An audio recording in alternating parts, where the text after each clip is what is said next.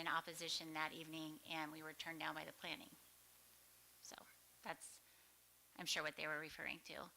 So that was right after we purchased that land that we asked for that. So those were going to be 10 accessible, yeah. Those were going to be 10 accessible villas, and that was what was turned down by the planning committee, so.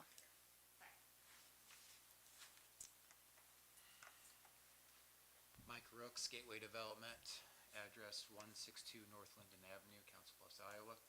I just want to come up here and let you know Gateway is in... Oh, sorry about that. Gateway is in support of this based on the housing study that was provided in 2021 before Dollar General, before Novanesis came in. Overall housing units needed to be over 500, 535, I believe. And that's all types of housing units. So I do agree that we do need accessible housing. We need duplexes, we need quads, we need all types. But we do need apartments as well. All the apartments are full in town, they have wait lists. And you know, when you look at Dollar General distribution, you look at some of the other places, 60 to 70% are working out of town. That's not a guarantee that they're going to come back and live here, but we need to give that opportunity to them to live in town. This piece of property has been on and off the market. This is what the developer purchased, and this is what he believes can go there. And this is a great, they do a great product, and honestly, we need some other commercial space in town too, especially on this side. I do not know what's going to go there. We do not have anything lined up right now. I know we're not looking at Section 8 housing anywhere, because honestly, Section 8 housing in town, we're definitely over the average salary and the wage. So it's tough to actually live in town and have Section 8 and work in town and keep that house. I mean, you're seeing that at Dana College right now. So I do not foresee that. Another thing that's really, I think, good with Matonic, Blair Crossing coming in they're going to level set everything as far as overall rents. You know, if, like you asked, if something doesn't fill, well, they're going to start adjusting that down. But these are all still below what new apartments are in Sarpy County, in Omaha. And no, we're not them. We're never going to be them. I don't want Blair to be that way. But we do need quality housing in town that is affordable for all. $350,000 home isn't affordable to all.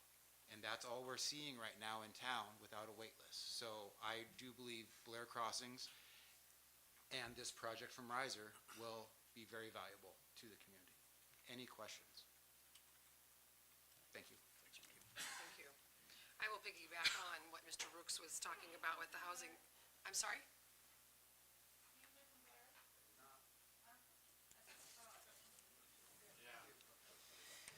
I'm going to ask that the comments that go back and forth between the public to stop, please. You need to keep your comments to either myself, council, or to city staff. Thank you. To piggyback on what Mr. Rooks was talking about with the housing study that was done in 21, 2 years ago, there was a housing advisory committee put together of almost 24 people, and they were citizens that lived in Blair and in the 2-mile ETJ. And overwhelmingly, they agreed we need housing in Blair, and apartments were a part of that. Is it the only thing that we need? No, it is not. I completely agree with some of the comments. We do need townhomes, we do need condos, but we also need apartments. And new construction is market rate. So they're going to do what they can to make it as affordable as possible, but council doesn't control what that rate is. I just wanted to give my 2 cents on that as well. Do we have other comments from the public?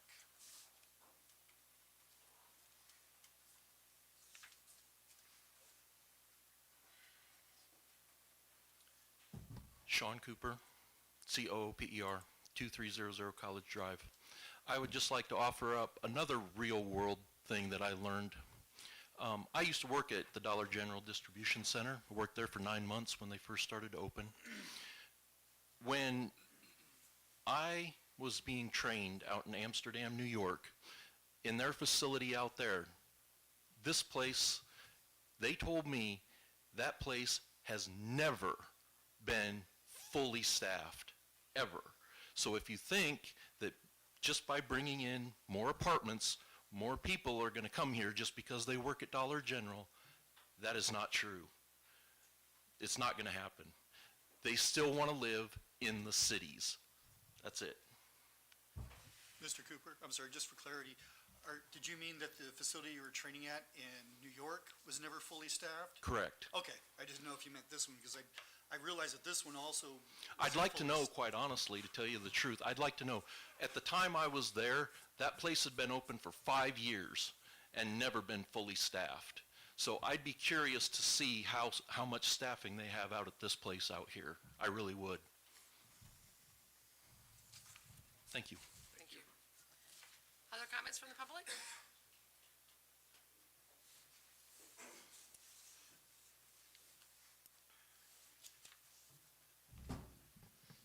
Brian Knutson, Knudtson. I'm at 1824 Colfax here in Blair. Hearing all the comments, there's a lot of negativity, so I feel kind of obligated to come up and maybe share a little bit of positivity, because I don't think it's 99%. I don't think it's 90% of constituents in town who are opposed to something like this. I think a lot of us do see the need for this kind of development. I'm not going to say I'm excited for this, but I think it's a good addition to town. Some of you know I'm involved with Strong Towns, and that's one of the things we look at is the resiliency of the town to make sure that this city is going to survive to the next generation and to the generation after that in a healthy financial state, and make sure that it can, and I'm not going to say the city has to grow. I don't say the city has to stay the same. The city needs to do what it needs to do to continue moving forward. And so a mixed development like this, where you have a mix of commercial and dense housing, actually adds some value to the city, more so than a bunch of single-family homes. So I think this is a good addition there. One thing that you find when you look at housing, especially in a city like ours where housing is needed, as Mike mentioned, you see pressures in interesting places. So I would love to see more row housing and condos and things like that in town as well, because there is definitely need for that. I agree. But this is a capitalist society we live in. So we can't decide that unless somebody wants to go do it, unless somebody sees the ability to make money doing it, really is what it comes down to.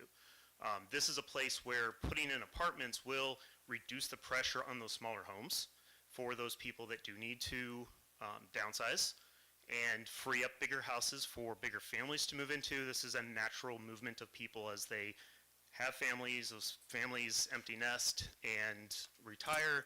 You need less, and while you may not move to an apartment at that retirement point, you do potentially have more of that middle, that missing middle that we oftentimes hear about in housing. So I think this is going to be valuable to Blair. I understand the concerns with people that live across the street from that. One thing that, speaking to the council, to talk to some of these citizens and understand their concerns and what they would like to see across the street from them. Because at some point there's going to be something we'll probably go there. I'm not going to say we need to have something there, but odds are something's going to get developed there. And is there anything besides a bunch of single-family homes that they would support, that they would see needs in? So I think understanding, and my experience talking to the city is that, and coming to many of these city council meetings, is that you all are open to that, city staff is open to that, developers are open to that too, because they want their things to be successful. So I also have concerns with TIF. TIF is a way of removing, like Jennifer said earlier, it is a way of removing the value that gets added in there that we don't realize until the end of that. I haven't looked at the numbers enough to really be able to comment one way or the other there, so I do hope that you all have taken a look at that and have considered that. And maybe if we need to take a pause in order to consider that, then maybe that is something to consider as well. So I think that's all I had on my list, so I appreciate your time. Thank you. Any other comments from the public?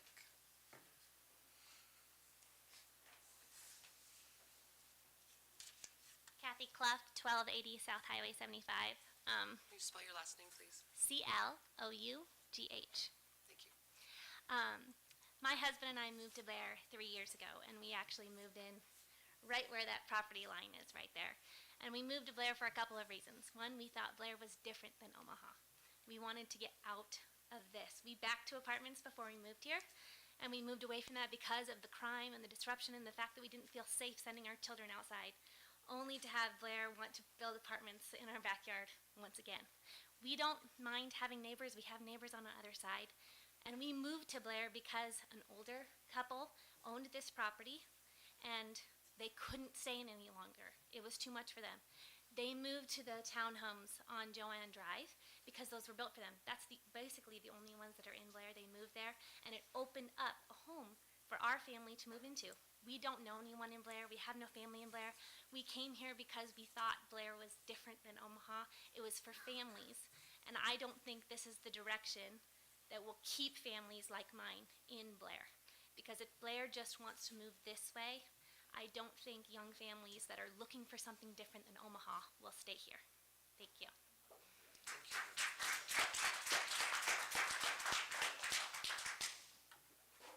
Other comments from the public?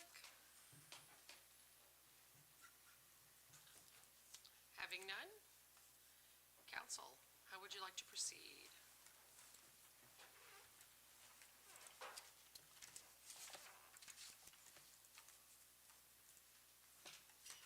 Can we table this until a later date to discuss TIF amounts and stuff? Can we ask the staff a couple questions before we talk about tabling it? This is the very first step of a lot of steps for this process, right? Maybe you can explain what all has to take place before it really happens. Sure. Phil Green, again, City Administrator. And just for the sake of the audience, I'm going to face them, but kind of talking to all of you. This TIF project, or all TIF projects, have to come to this group, but right now they're not necessarily acting as council members. They're acting as members of the Community Development Agency, which, according to Nebraska state law, is basically you serve a slightly different function, and you're looking at the project and trying to determine does it meet with the comprehensive plan, and does it seem to make financial sense? If it does, then you will vote to forward it on to the council, which is yourself. That's going to be later on tonight. Oftentimes we try to have these meetings at two different events so that it's not quite so confusing to the public, but since we've got a newspaper that's only a once a week newspaper now, we had troubles with getting the notices all queued up in time, and so therefore unfortunately it's tonight. So just for the public, to speak to them real quick, this item's going to get voted on by this group functioning as the CDA, but then it'll be on the agenda again coming up for the council meeting once it gets started later tonight. Even that's not the final step though, because right now this is a redevelopment plan. So it's kind of similar, but in a microcosm, to the comprehensive plan that the city's embarking on right now. This is a concept. It's an idea that ultimately the council is going to decide whether they like that concept or not for this particular area. If it gets approved tonight by the council, then the developer will fine-tune all things, continue to put all the entitlements in place, which is just a fancy word for getting all the various approvals that need to get made by the city. Ultimately, I mean, you'll see later on in the council meeting tonight, is the preliminary plat for this area to actually lay it out to begin to do some of this land subdivision that wants to be done. That's a preliminary plat. There's going to be a final plat that should be on the Planning Commission next month. Will come to the City Council then for the second meeting in May. That final plat has to be in place, and then ultimately, as kind of all the numbers are coalesced, they'll bring a redevelopment contract back to you as the CDA sometime in the future at another 6:30 meeting. But it doesn't have to go back to the City Council, because the CDA really is the one that's responsible under state statute for how TIF funds are utilized in that community. And then if that gets approved that night, there's actually then a note that is issued by the city. It's not city funds, but it's basically pledging the TIF dollars in the future to be paid back to this particular developer. The developer will take that note, piece of paper, to his bank. The bank will lend them then the funds to build the project, with the guarantee then, based on that note, that there will be TIF funds that will be, sent back to them. It's one of the challenging things to understand about TIF. Yes, you're going to lose the incremental increase in taxes over that potentially no more than 15-year period. And I say potentially more because it depends on what the assessor values it as, depends upon, in this particular area, what might be built there on some of those commercial outlots or those commercial lots. If those commercial lots come in at a higher value than what's anticipated, they'll actually be paying more taxes in the coming years, but that tax money is going to be captured, given back to the city, which will be distributed to the developer that helped all this get done in the first place. And so they'll pay 100% of their taxes as they normally do. It's just that for up to that 15-year period, some of that incremental increased amount of tax will go back to them to help the development start in the first place. And then for these structures that are, designed to last 30, 40, 50 years, the city will see the benefit from a tax perspective of that. Yes, obviously a lot of other things come along with that as well, with increased traffic flow, things like that. But it is along the highway, and that's one of those things that from a municipal perspective, as you're laying out plans, the comprehensive plan is looking at things, those primary corridors end up being very, very important for traffic flow, things like that. So I don't know if that answers all your questions. Okay. So my comment is, Rick, the thing, if we want to talk about tabling something, it's going to be during the city council meeting. Okay. This is really just to say, yes, it's okay to continue working down the highway for the TIF. In a very sort of oversimplified way, this is sort of acting as like a planning commission, where we're either gonna recommend or not recommend, and regardless, it's still gonna go before the city council. We'll change our hats and then look at it under that. So we want to talk about tabling, that'll be during the city council meeting, which is at 7 o'clock. So if I may, if you did wish to table it, you in fact could not hold the public hearing at city council. So from a legal perspective, as a matter of procedure, that would be, you have to renotice the city council meeting and all of that. So that being said, I would like to introduce resolution 2026-001 and approve this and get it into the city council meeting, then we can start talking about actually tabling things. Resolution number, what's right here? Agency member Highfield introduced resolution number 2026-001, recommending approval to the city council via resolution number 2026-001 of a tax increment financing redevelopment plan entitled Redevelopment Plan for SJAV Tenant Redevelopment Project. I'd like to make a motion to adopt resolution 2026-001 as presented. Second. We have a motion and a second to adopt resolution number 2026-001. Please register your vote.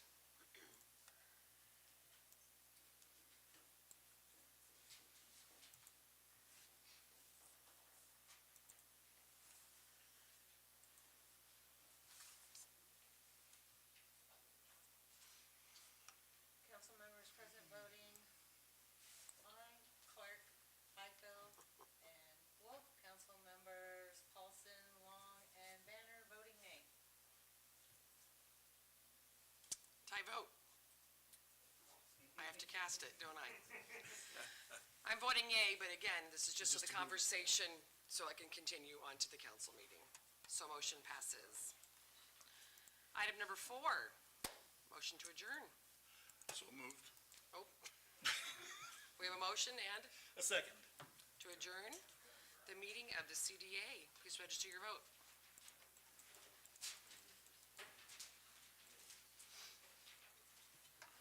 All members present voting aye.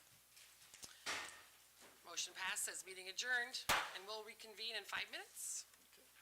Yeah, you want to explain anything more, or you want me to? So, Sure. yeah, so just so everybody knows again, that was this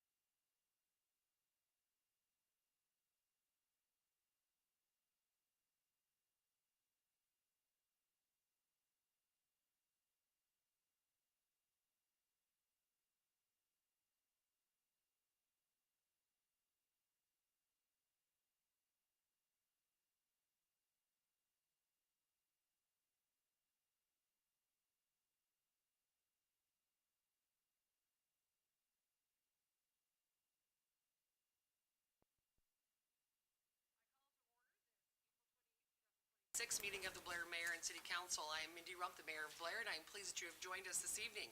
This is a public meeting, and you are part of the process. I encourage you to participate, ask questions, and share your thoughts, and I will do everything that I can to make sure that your voice is heard.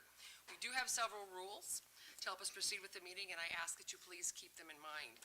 If you have a cell phone, please turn it off. If you need to take a call, step outside the chamber. When you wish to speak, simply raise your hand, and I will call you forward. Brenda Wheeler, our city clerk, must record who you are. So please state your name, spell your last name, and state your address. If you forget, that's okay, I'll remind you. Keep your remarks brief, about 3 minutes, so that others have the opportunity to speak. And please, you must direct your comments to either myself, city council, or to city staff. A copy of the Open Meetings Act has been posted by both exits, and we will begin this evening with the roll call of members. Banner, Present. Paulson, Here. Long, Here.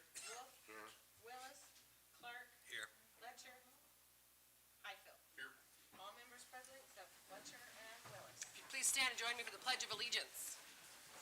I pledge allegiance to the flag of the United States of America and to the republic for which it stands, one nation, under God, indivisible, with liberty and justice for all. Thank you. Item number 4, approval of the consent agenda. So moved.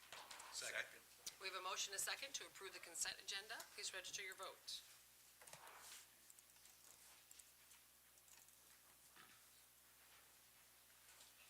All members present voting aye. Motion passes. Item number 5, open a public hearing to consider and possibly take action on a redevelopment plan entitled Redevelopment Plan for the SJAV Tenant Redevelopment Project. Mr. Sands. Thank you.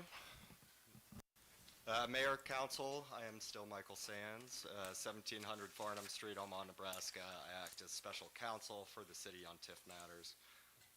So certainly, we just had a long conversation, and I get the sense that everybody in the room very much is familiar with what this project is, so I'll be light on those details. But for the benefit of those maybe who weren't in the room, and just for the record of this proceeding, I'll just go through it very quickly. So the project itself, the southeast intersection, or the southeast of the intersection of South 13th and Wilbur, consisting of the construction of 9 22-plexes or 198 units, and 3 commercial lots.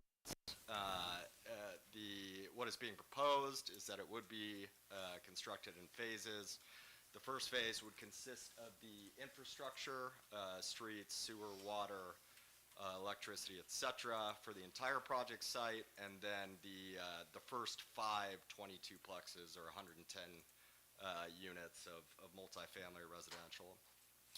The proposed project is estimated to be around $50 million.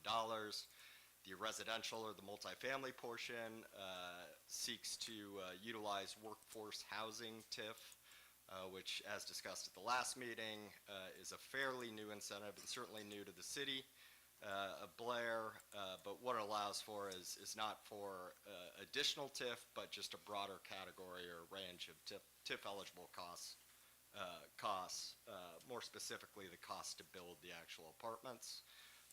The requirements for that, to utilize workforce housing TIF, is that the cost on a per unit basis of the apartments is $250,000 or less. Should we get to the contract stage of things, that would outline how that's policed by the city in order for the developer to utilize those funds or apply them for that use. As discussed, the plan does anticipate or allow for city involvement in the infrastructure, that being the paving and utilities under Maple Drive, which would occur via sort of a land swap arrangement for Lot 1, in which the city would put a new pump station, and then 12th Street would occur via an improvement district, the cost of which would be specially assessed against the adjacent lots under the statutory manner provided. The amount of TIF required requested is $4,427,000. As city attorney on the matter, I've certainly reviewed and made sure that it meets all of the statutory criteria. And then just a couple things to address some of the questions and issues that came up that'll probably be more beneficial than what I just provided. So this step is the redevelopment plan, and what that means is it basically provides the statutory ability or allowance to utilize TIF. What it doesn't provide is any sort of commitment or provide any entitlement to the developer to receive that TIF. That's the redevelopment contract. That's the legal binding agreement that provides that entitlement to the developer. So this is really just the statutory hurdle. Should there be sort of issues or negotiations the city would like to see with respect to moving forward on this project, that would naturally occur as part of the redevelopment contract phase. So I don't say that to encourage you one way or the other, just to provide you with sort of an overview of when that would occur and that it's still yet to occur. With respect to what TIF is and the idea of giving money away, I would just remind those in attendance that one of the fundamental tenets of TIF, and really the fundamental tenet of TIF, is what's referred to as the but-for test, meaning but for the grant of TIF that the project wouldn't occur. So when you talk about the valuation or the increase of valuation being stripped from the land for 15 years, well, that land sat undeveloped for quite a long while now, and the idea is that at least the project that's being proposed, not necessarily any project, but this project at hand, wouldn't occur without the use of TIF. And certainly in times prior when interest rates were 3% and materials and labors were pretty cheap, you could make a lot of arguments on our developers meeting that burden. I think it's a pretty easy burden to meet, just anecdotally dealing with this stuff every day. It's really expensive to build right now. So, at least from a legal perspective, I don't see any concerns with meeting that but-for consideration, because almost any project you see that's at scale is going to meet that consideration, and that's the reason why TIF is so widely used, across the state. It's really the only, and certainly really the only, along with a couple of sort of others under the community development law, locally controlled incentive that, the Nebraska legislature has provided cities. So that's the reason it's utilized, and especially in times when it's so expensive to develop. So all that being said, again, I have no dog in the race other than the city operates in a legal manner and that I protect the interests of the city, but just kind of wanted to lay out sort of the process and where maybe some of that negotiation could occur down the road should the council choose to move forward on the plan. And I know that there's been discussion about landscaping, sort of what are those commercial uses. Certainly we have legal tools at our disposal, should we wish to do so, things like covenants that we could require as part of the redevelopment contract with respect to those commercial lots. So if there's a real legitimate concern about uses that the city doesn't want to see along that strip that may otherwise be eligible under zoning code, well, you can certainly require that as a condition of receiving TIF that they place covenants and restrictions on those 3 commercial lots so that you don't see those specific undesirable sort of developments. Certainly those things can be a slippery slope because you're restricting development, but when used wisely and responsibly, they can be a good tool for a city to make sure that certain areas develop in the way that they want them to. Again, happy to answer any questions at your disposal now or after the public hearing. Thank you. What happens to the TIF if, say, in 5 years, Riser sells their investment? Does that automatically become something that the purchaser would have to also be bound by?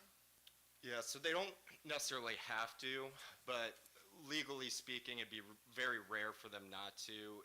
It's sort of like, you know, a mortgage and a promissory note. They kind of have to follow each other.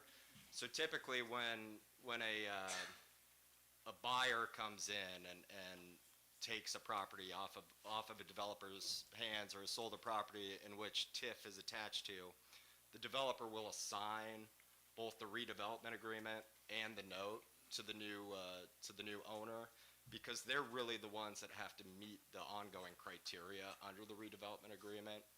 So the developer, who now doesn't really have control over that property, doesn't want to just hang on to the note, because the new owner could say, well, I have no benefit from the TIF, so I don't care, you know, I'm not going to meet any of this stuff under the redevelopment agreement, and doesn't matter if I default. So naturally, almost 100% of the time, yes, both of those things would transfer to the new owner.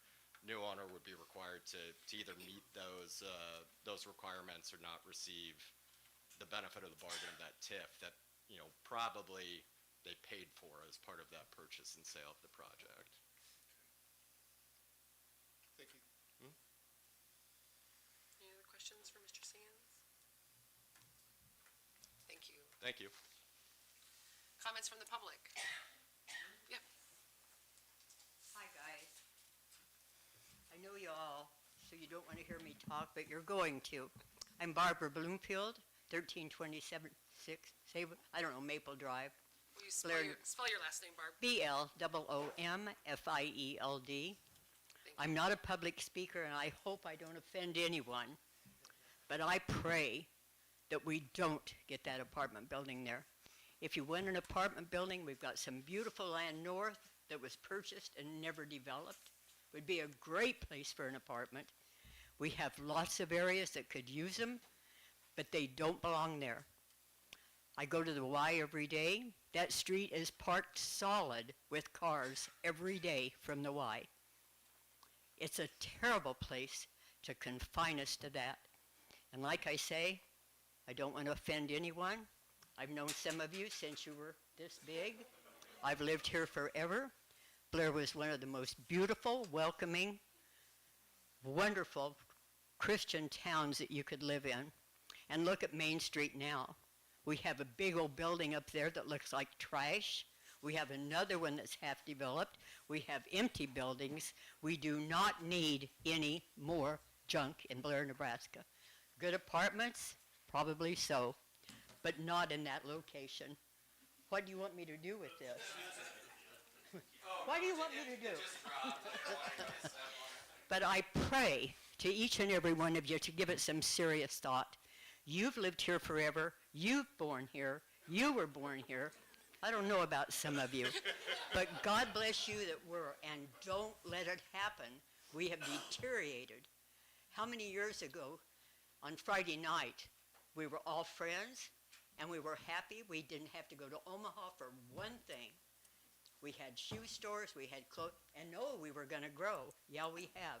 We've grown to, we have empty buildings. We have people that pay no taxes. Look at our old college up there, what's happened. It's a constant fight. Those beautiful apartments, what are they filled with? People that pay no tax, don't have any money. Think about it, guys. Give it some serious thought. Don't be mad at me, because I want nothing but the best for Blair. And I want you to succeed, but not on that location. God bless all of you. Make good choices. And I'm sorry if I offended you. Thank you. Thank you. Other comments from the public?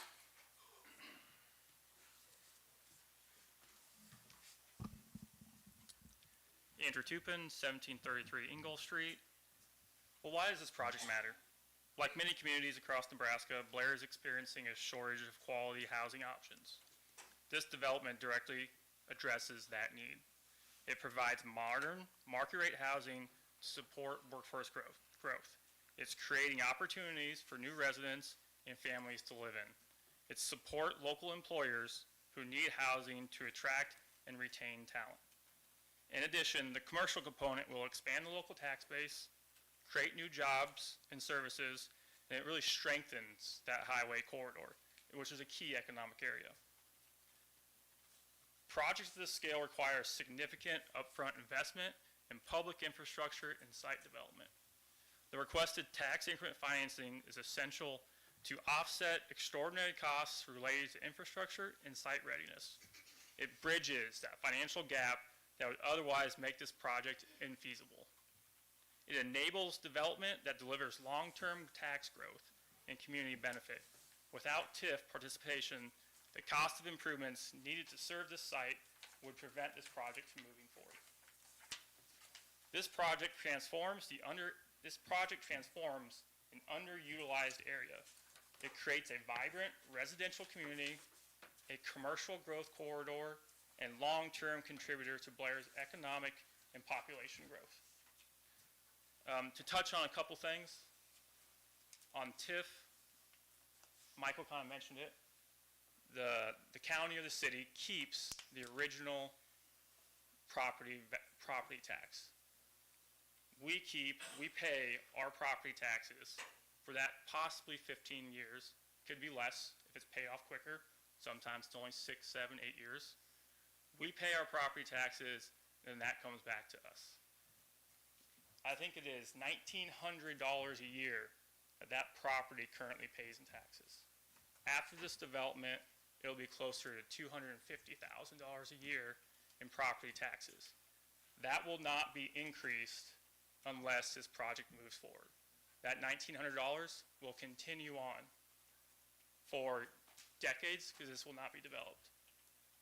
That $250,000 plus in property taxes will only be created when this project is done. Those valuations are when we build. The TIF is not given unless you create that valuation. If you do not build anything, you do not get anything. You have to create the valuation. Michael also talked about material cost. I looked it up the other day because I was curious. Lumber, they count it in 1,000 board foot. That cost of lumber since 2019 has gone up 80%. Lumber, just the lumber, board foot of lumber for this project is an increase of $1 million since 2019. That's not talking about the drywall, the paint, the labor, the concrete, the cost of land, none of that. That is why TIF is so important. Interest rates, 3%, 3.5% in 2019. We've been building 7, 8%. It's around 6 right now. Hopefully it goes down. Millions of dollars of difference between a 3 and a 6. You're talking probably $1 million per point difference. So you're $3, $4 million more in the last 6, 7 years. That's just in your interest rate. Lumber, drywall, paint, labor, everything else. Our apartments, a little biased, are extremely nice. We want them to look nice. We want the value of them to increase. We build, maintain, manage, and clean our own apartments. We don't sell them. We keep them. We've never sold one. Our whole goal is to create a community that's nice, that will be here for decades. That's our goal. And I think if you Google riser.com, you'll see what we've done in the past, and they'll be blown away. They are very nice, and our goal is to create a community that benefits the city of Blair. Questions for me while I'm up here? What other cities have you built these? We have built in Lexington, Kearney. We actually have one of the largest public-private partnerships with UNK for housing. Grand Island, Hastings, Columbus, Norfolk. I think that's it. So similar communities. Same style of apartments? Yep. We've been They're all doing. apartments, not townhomes/apartments. We've done some. Let's see. We've done some townhomes. We've done some single family. We've done some duplexes. That market is extremely tough right now, as you all know. I think Blair has empty lots. Later today, there's another single-family subdivision going on here. It's not really something we get into anymore. We've got 60 unsold lots in Norfolk. It's just the single-family market is terrible, in my humble opinion. It's tough. As I was saying earlier, you know, I graduated college. I moved to a place. I moved into an apartment, saved up money. Nowadays, people are trying to buy, you know, a $300,000 or $400,000 house as their first house. It's tough. So that's why projects like this are so important, so people can have a place to transition to those houses. You had mentioned about how the current tax levy is only about 19,000 on that. 1,900, 1,900, okay. 1,900 Okay, is, if you look up the GI assessor, you can double check me. okay, thank you. But it goes from that to, it's in the tip packet, what it is, $200,000. Okay. So the $48,000 difference that this development, if it proceeds, would bring in, will that be offset by possible increased costs in fire and emergency, police, other associated costs that might come with this project? You know, I think it's incorrect to call that current property. I wasn't in favor of it being labeled blighted. It was a productive farm field. It would have continued to be, or could be, if it wasn't becoming shovel-ready, continue to be a productive farm field. So I don't know that, to me, that $250,000 argument holds that much water. Right. The people living in these apartments go to the grocery stores, go to the gas stations, go to the restaurants. They provide taxes in many other ways. The current landowner doesn't really want it to be agricultural anymore. It's, you know, right along a highway corridor, middle of town. It probably shouldn't be agricultural for much longer. Just the natural growth of things.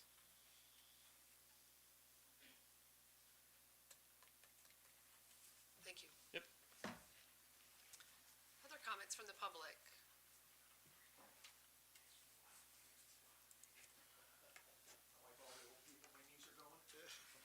Run too much. That's a falsehood. I can show you the science. Bob Scobie, Schoby, live at 2924 Westridge Drive. I'm going to pivot on you for a bit. Plenty of people are talking about TIF. You're going to hear plenty on it tonight, and while I don't disagree with a lot of it, I have other questions. I think you look at all these developments, and I see a glaring lack of what I'll call holistic viewing of what these are going to do. You're going to have 130 apartments there. The statistics will tell you 35% of those apartments will have children. 2.5 children per apartment. Run the numbers. I don't care how you run them. Of all the developments that are going on, we're talking hundreds of new kids in this district. And I'm not going to get into what that does to the school district. What I'm going to get into is, how do those kids get to the schools? What's the city going to do to accommodate them walking to those schools? They have major highways to get across. They have a major railroad to get across.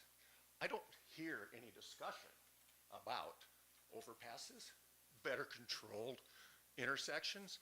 I worked the Deerfield School intersection for 2 solid years. It was a disaster.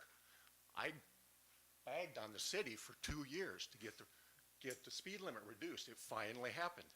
It's still a disaster. Red light runners, speeders. Chief Kinsey doesn't have enough dollars to put people at them all the time. So while you're thinking about all this, you need to be thinking about that.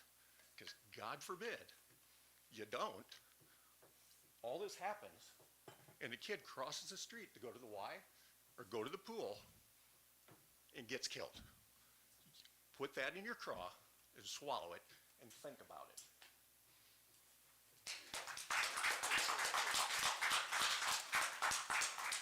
Any other comments from the public?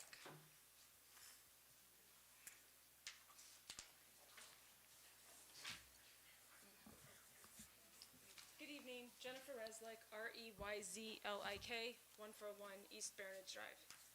So I attended the Planning Commission meeting where it was recommended that this agriculture property located at the corner of Highway 75 and Wilbur be considered blight and substandard, and then through TIF, apartment complex consisted of 9 buildings would be built, as well as 3 commercial buildings.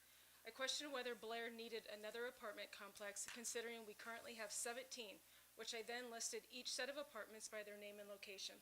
I simply asked if we needed an 18th apartment complex. Considering the location next to the YMCA and the walking trails, I made the suggestion that a 55-plus active retirement community be considered with townhomes, which was recommended in the 2015 10-year comprehensive plan. Shortly thereafter, I was informed that this apartment complex was planned and had been in the works for about 6 years. We need apartments for the Cargill biocampus workers. Also since that time, our local newspaper has ran a story on that Planning Commission meeting and quoted me in which I questioned the need for more apartments and asked, what is affordable housing? Numerous people have contacted me with questions and concerns. Many residents see this property as prime real estate. They question how this property qualifies as blight and substandard, and they ask, what is TIF? I've encouraged them to talk to each of you or come to these meetings. Unfortunately, some of the residents feel like the council comes to these meetings already to vote and that you don't care about their concerns. I disagree, but I'm just making you aware. That's how some people feel. Regardless, I too questioned how this parcel of land was considered blight and substandard, especially knowing that several groups have inquired about buying this land for different types of development. I then tried to acquire the 2020 Blight and Substandard Study online. It is not easily available to the public despite our tax dollars paying for it. I went to the City Hall. Brenda Wheeler was so kind and so helpful. After an hour, she was able to find it through her computer files and gave it to me. I've read the entire study. I still question this particular parcel of land because it does not meet the basic definitions of blight and substandard, as well as the but-for test that he referred to. So I called JEO Consultants, who prepared this study and the document.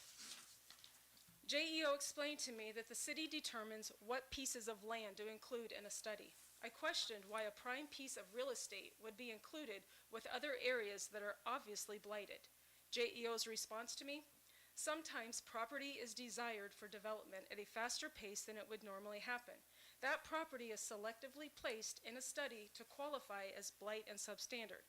So essentially, it seems like this study was manipulated to include this property with other locations that are clearly blighted just to qualify for this.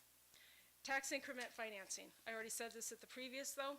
Many feel TIF is being used very generously and perhaps used on projects that a developer might have undertaken without this incentive. TIF projects essentially freeze valuation, diverting tax money from our schools, roads, and infrastructure for 15 years.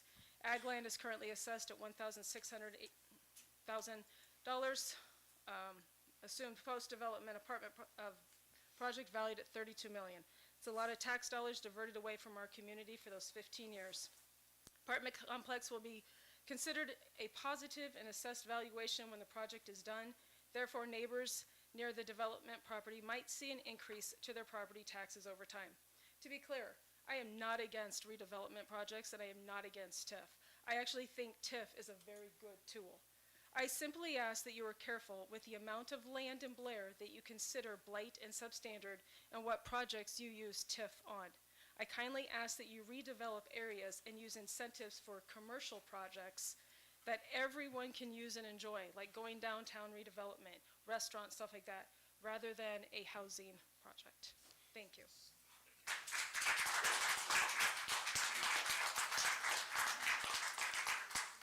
Other comments from the public?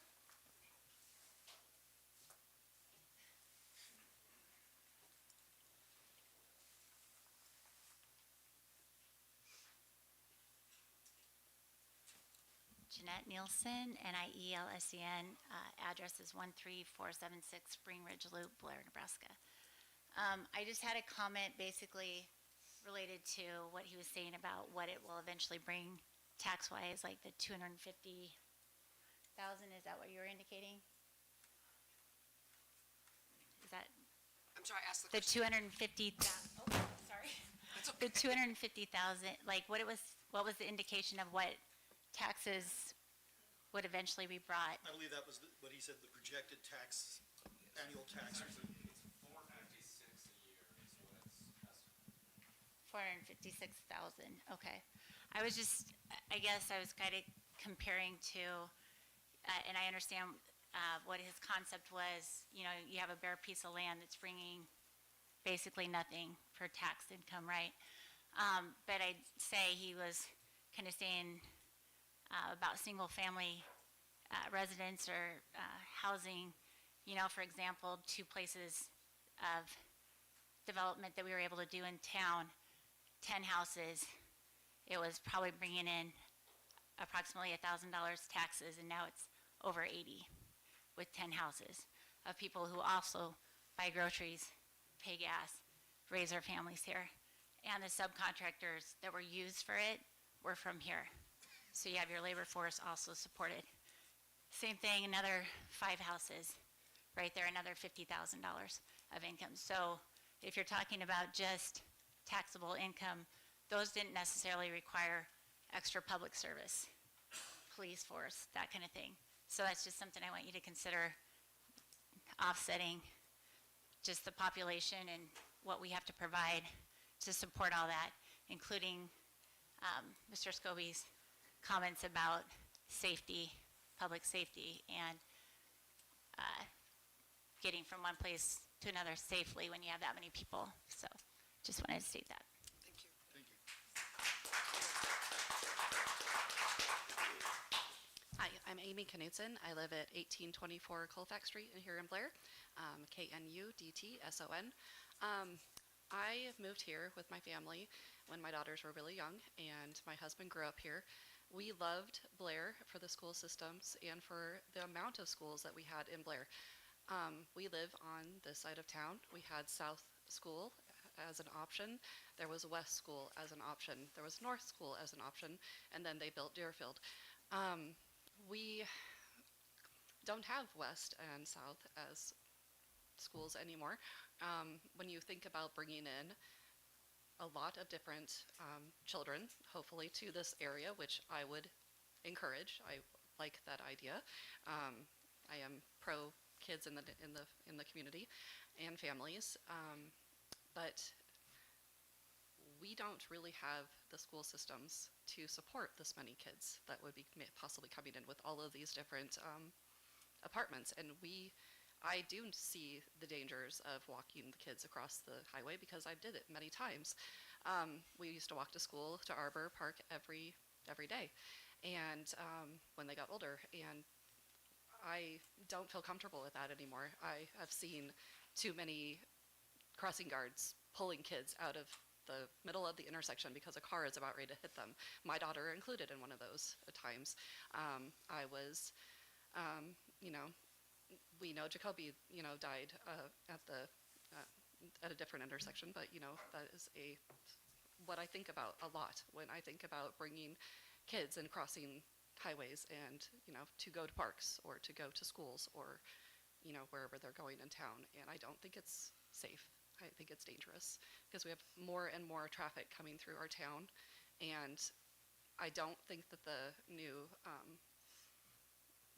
bypass is doing a great job of getting all these trucks off of our streets because we live off the highway on 18th Street and 75, and it is busier and busier and busier. And I used to cross the street there to go to the opposite side. I don't anymore because it's very dangerous. And that's all I have to say. Thanks. Thank you. Other comments from the public? Let her go first.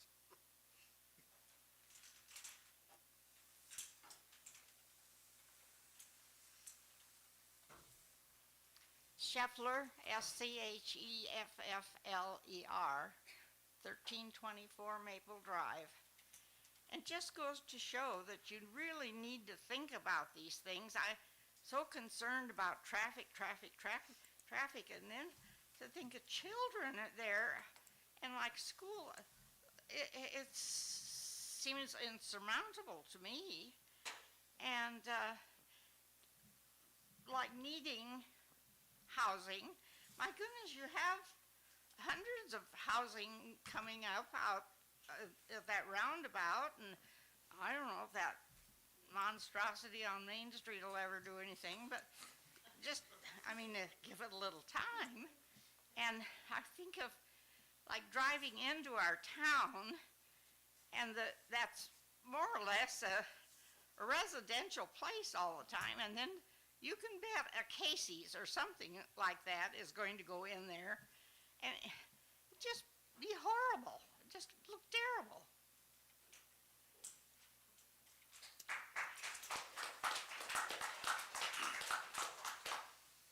Other comments from the public? We have someone in the back.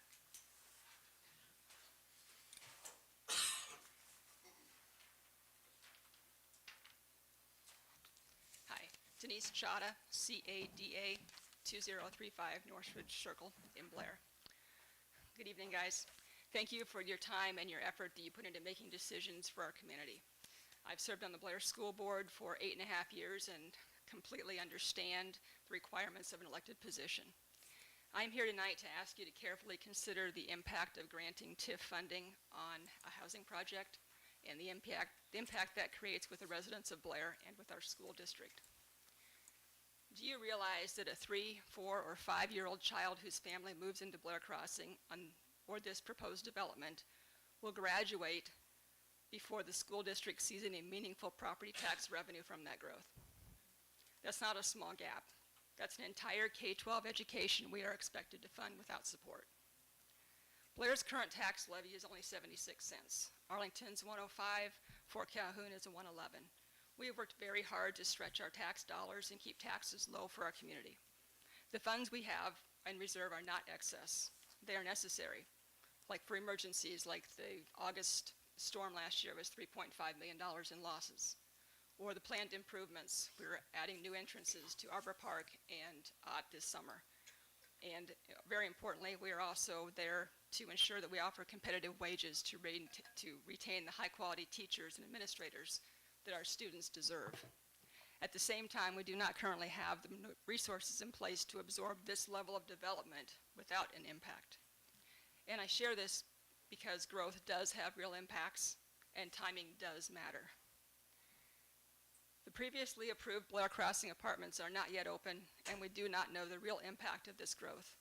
How will those units affect our schools, our infrastructure, our city resources, law enforcement, volunteers, and social services? Why rush another project?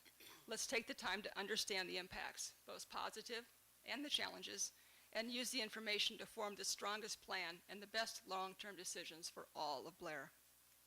TIF can be a very valuable tool for community growth, particularly when it supports industrial or retail development and expands the tax base.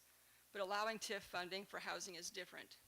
It creates immediate demand on services, including schools, while the associated revenue can take up to 15 years to materialize. The redevelopment plan in Exhibit F states there would be no negative impact on the school district. That's simply not true.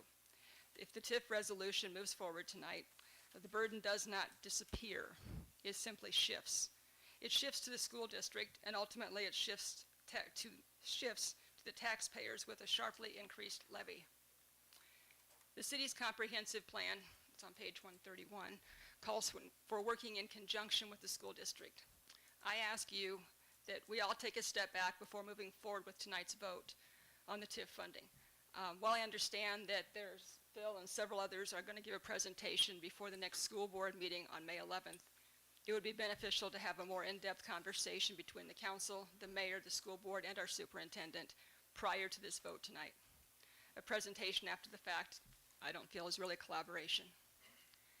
And council, as agents of the CDA, you guys have the discretion to tailor the TIF contract so it works better for all of Blair.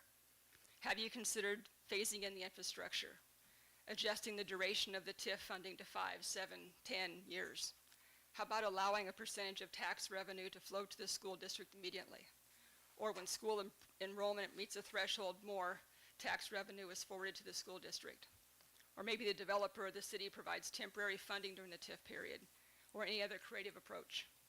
Approving the TIF resolution as presented tonight without fully understanding is a risk to the community for years to come.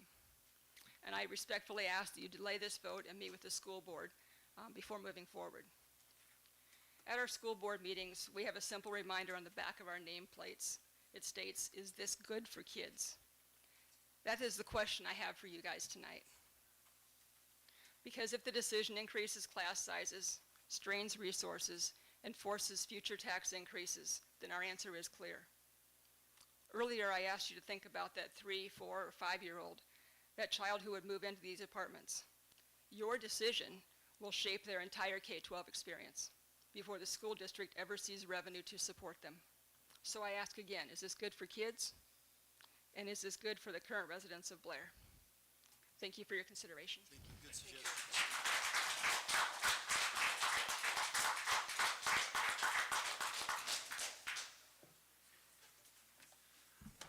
Andrew Tupin, 1733 Ingall Street. I apologize for coming back up here, but since it was brought up a few times, I thought I'd address a couple things.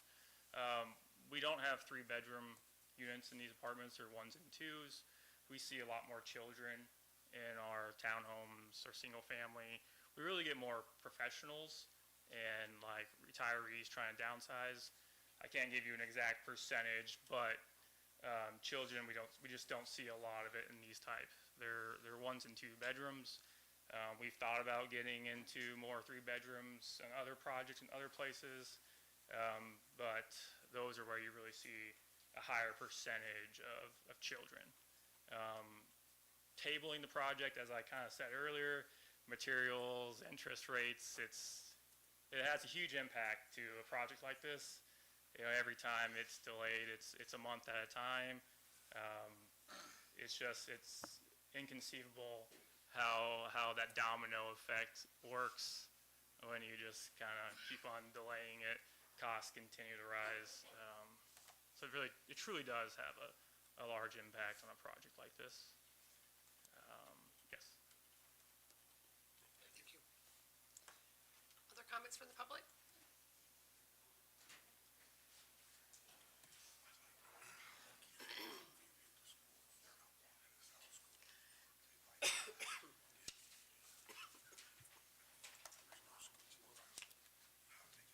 Hi, my name is Carrie Losky, K-A-R-I-L-O-S-E-K-E.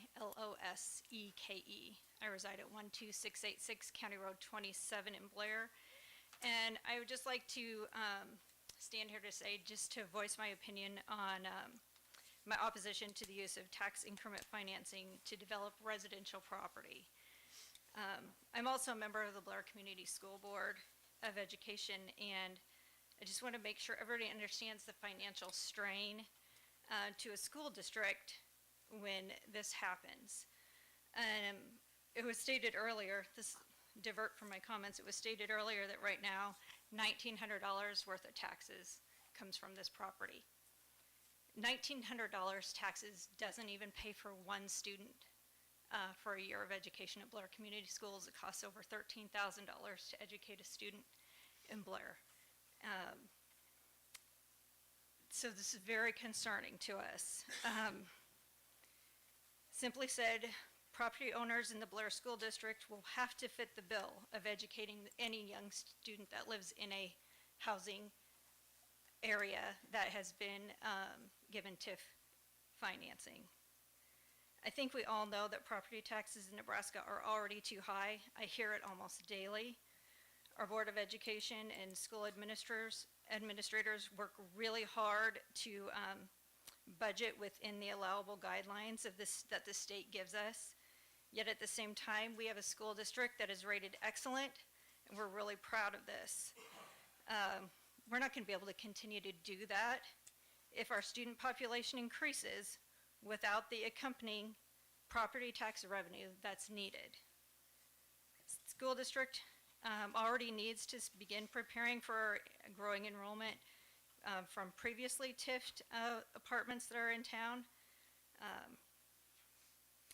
So again, this is all going to come at additional cost to the loyal patrons of this community. I strongly urge you to listen to your constituents who are concerned about the future of Blair. Is this the right way to develop and grow our community? Growth requires revenue. Our school district will need more revenue if our enrollment increases, and we need the property taxes that are supposed to come from residential properties to educate the students in this community. again, I understand the need for housing. I just oppose the use of TIF for residential property. Thanks. Thank you.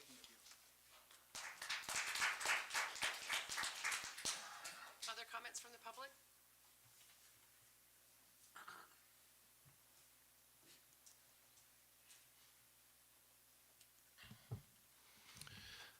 Sean Cooper, COOPER 2300 College Drive. I'm going to try and bite my tongue just a little bit on this particular issue, but it's been brought up twice now. And I'm really not sure that working with a developer that is so worried about the price increases from 2019 to 2026 on labor and construction materials is the way to go. I don't think being strong-armed by a developer is what this town needs, and I really think that that needs to be taken into consideration. Thank you.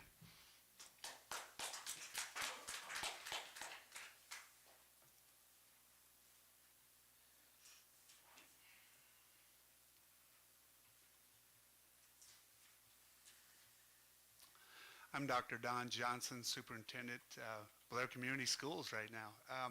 Johnsson. Wow, that's a little scary that I'm a superintendent, right? And your address? 6097 North Ridge Road, Fort Calhoun, Nebraska. First, I appreciate the fact that you guys are looking at growth and what that can do for a community, that increased revenue and that type of thing. And that's why I oppose TIF. I oppose TIF on a couple different basis. One being, TIF was primarily to incentivize investment, right? Well, you already have a set of apartments going. You have some other housing complexes, housing developments coming in. I don't know that we need to incentivize if that's already in place, and especially at the loss of revenue for schools. Schools' revenue right now is primarily based on a couple things: property taxes and student growth. The gentleman just brought up, well, we might not see very many kids in those buildings. Okay, so now not only are we losing property tax over the course of 15 years, we're not adding students. And if you add students, that's $1,500 a student. So if we're not doing that, then why would we go forward with something that's going to cost us, the school districts, on two levels, right? Student growth, because we're going to have a lot of new people there, but hardly any kids. So we're not getting any money there. And then we're holding off taxes for 15 years. I don't know if you've looked at our school district recently and the buildings, but some of our buildings, including the high school, needs some improvements already. How do we do that if we don't have that increased tax base? So asking you to maybe delay this process, work with us. We've met with a few folks and talked about that possibility, and would really like to see that happen. I think growth is good, and I really applaud your efforts to do that, because we know that helps communities to some degree. But at the cost of taxes and at the cost, that development with TIF, we lose twice on that. We just do. And that doesn't even talk about the safety in which Mr. Scobie spoke about. So would really appreciate you guys considering delaying this process, having some more conversation, seeing how that other apartment complex fills up, or those houses come in. And by doing that, I think you'll do us a great service. So thank you for your time. Thank you.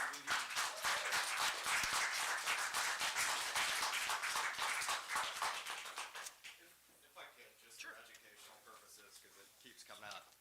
So there is an interaction between TIF and state aid to education. So I just want to try to explain how that works without getting too technical. So the statutes provide for what's called the TIOSA formula. I'm sure the school district folks know about that very well, but that's basically the state aid to education statute and formula.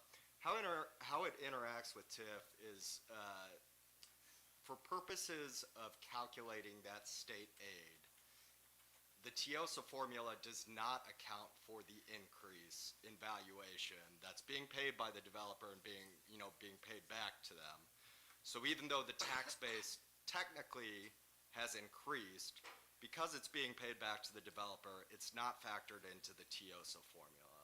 So to the extent that there are additional school-age children that are entered into the school system, that will naturally show a deficit because they're not getting credit for those property taxes that it's bringing in. So it's not a perfect offset, and to be honest, I'm not a TIOSA lawyer, so I'm not gonna try to preach about exactly how it works, but it is considered under the statutes to try to balance those things. So it is not a double negative or anything like that. It naturally increases state aid if it's introducing new school-age students. And also, I would just point out that the school aid and funding has become very centralized in the last year because of legislation, and is going away from the city or school district's ability to levy or increase those property taxes. So even more now than in the past, you're just talking about really a state aid formula for purposes of funding schools. So certainly, I think it is important to have school districts as part of these conversations. That's why the statutes require that they be noticed, because they have a big stake. They make up 40 to 50% of property taxes usually. So, they have probably the biggest stake of anybody. But just wanted to point out that it does offset each other a little bit according to that formula for purposes of education. Thank you. Thank you. Thank you. There was a question that she has back there that maybe is. Did we address that? Sure, come forward, though.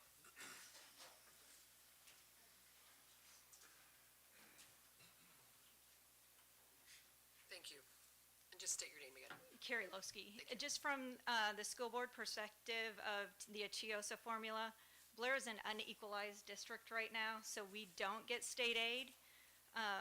I don't have the numbers in front of me, but we would need significant growth in the city of Blair to even come close to that threshold of where we would get some offsetting dollars from the state, from TIOSA, for equalization. Just Thank you. that helps. Other comments from the public?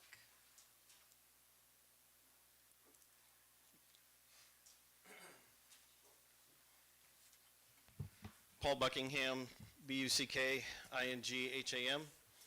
1217 Fairview Drive.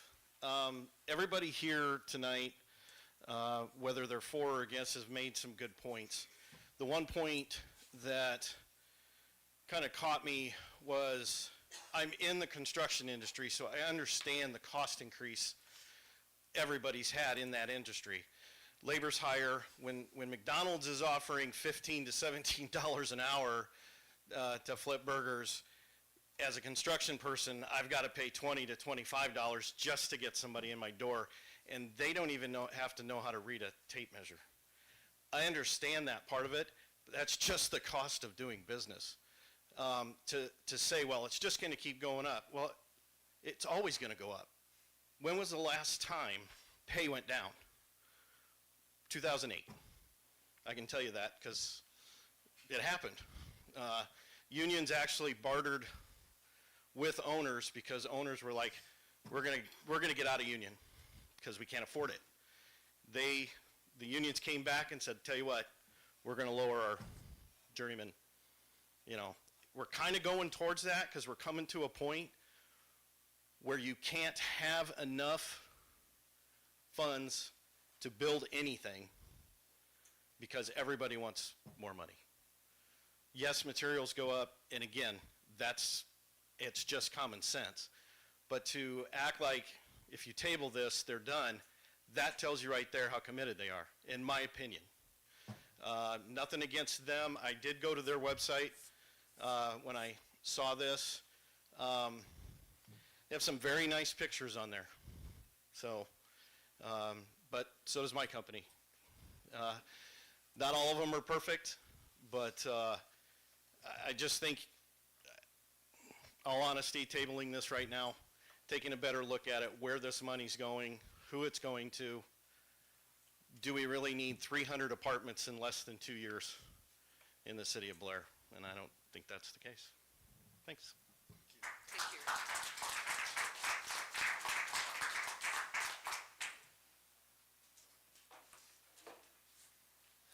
Good evening, Mike Rooks, Gateway Development, 162 North Linden Avenue.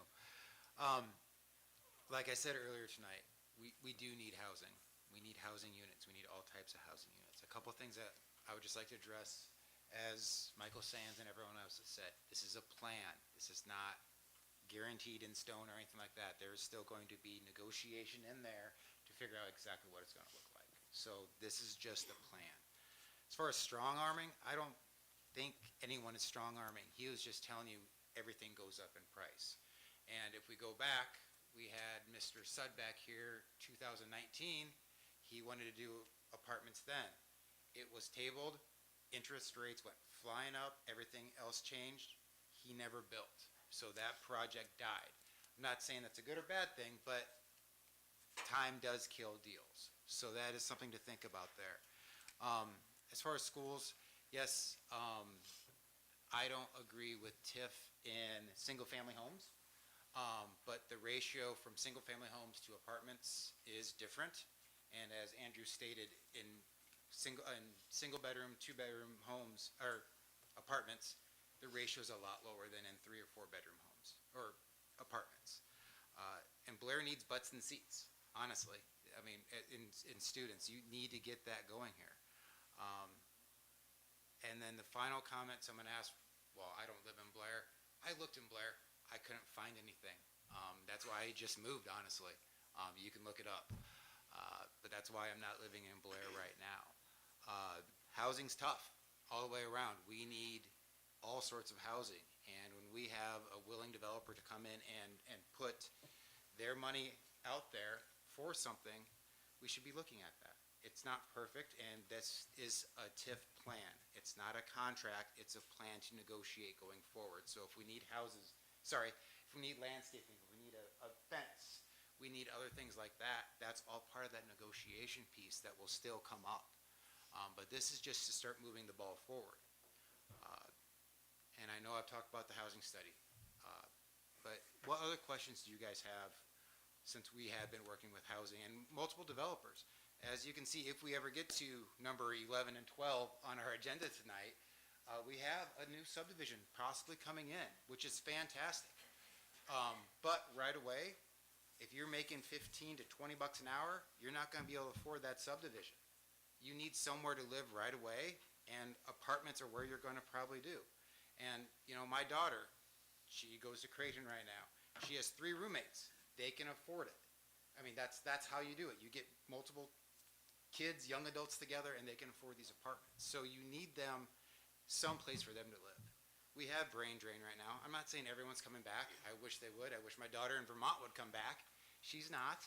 But we need to make sure there is viable housing for everyone, from 20-year-olds to 80-year-olds. And this is one of the pieces that we are definitely looking for. Not the only one. There's other things, even on this agenda, that we're looking at right now.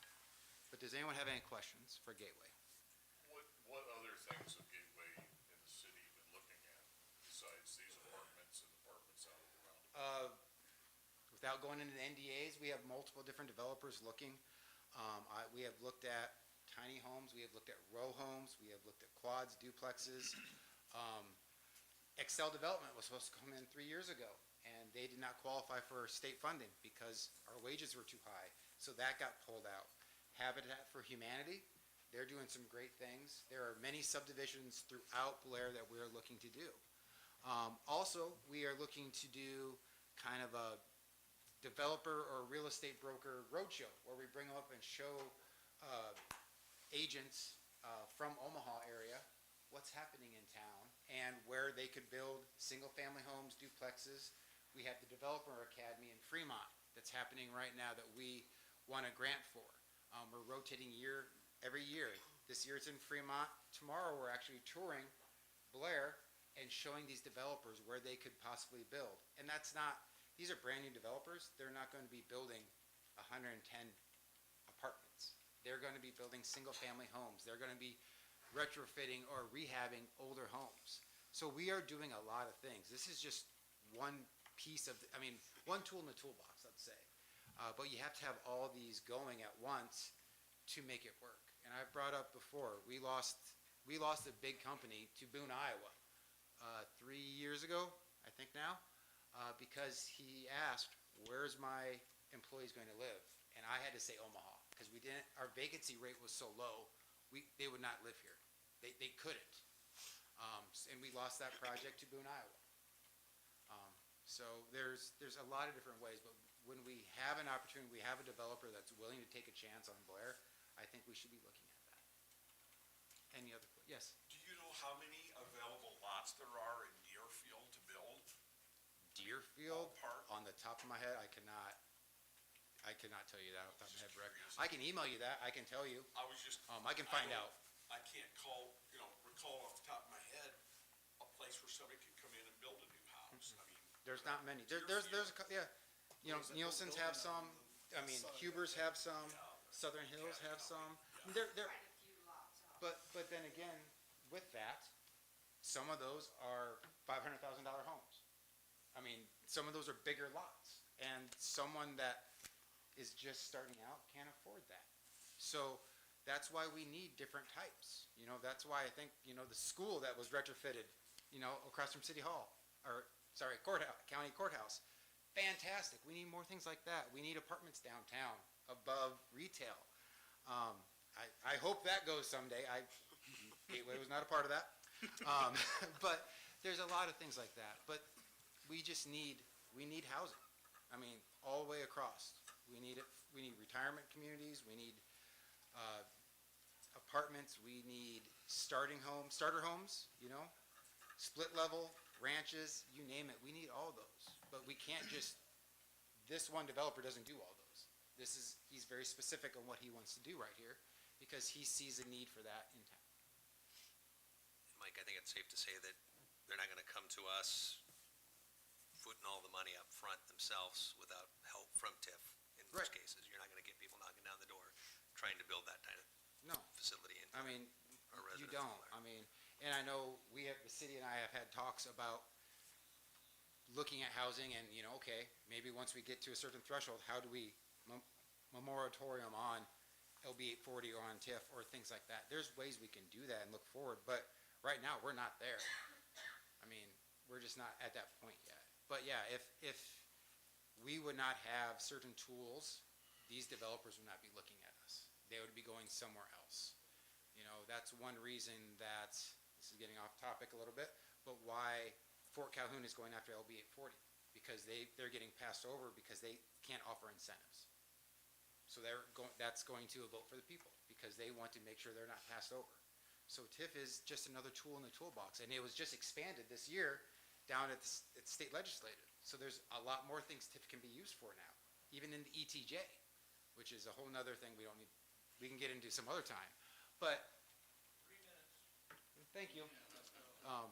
Any other questions? Okay, thank you. Appreciate it. Other comments from the public? Let's make one quick.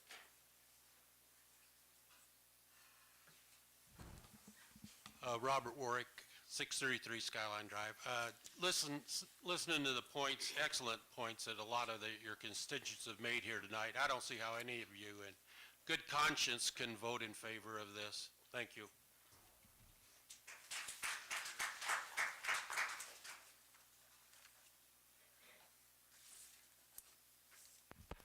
Hi, I'm Courtney Tabor. Oh, shoot, and I just broke your mic. No, sorry. Now you own it. Now my taxes have to go up, don't they? I'm at 11007 County Road 29. I did not plan on speaking tonight, and then Bob called me a chicken, and so then I had to come up. But honestly, I was sitting back there, and about a year and a half ago, my address was 1460 South Highway 75. And so I was sitting here looking at the backs of some of my former neighbors. And I thought, man, how would I be feeling if I was still at that house? I have 6 children. I was not born and raised Blair, but my hope is that I'm raising kids who are born and raised Blair. My oldest graduated last year, He currently lives in Blair and is actually saving to buy a home. He does not want to live in an apartment, but he wants to stay in Blair, and he wants to stay. I know we need to grow, but the heart of Blair that we have right now, we have to keep.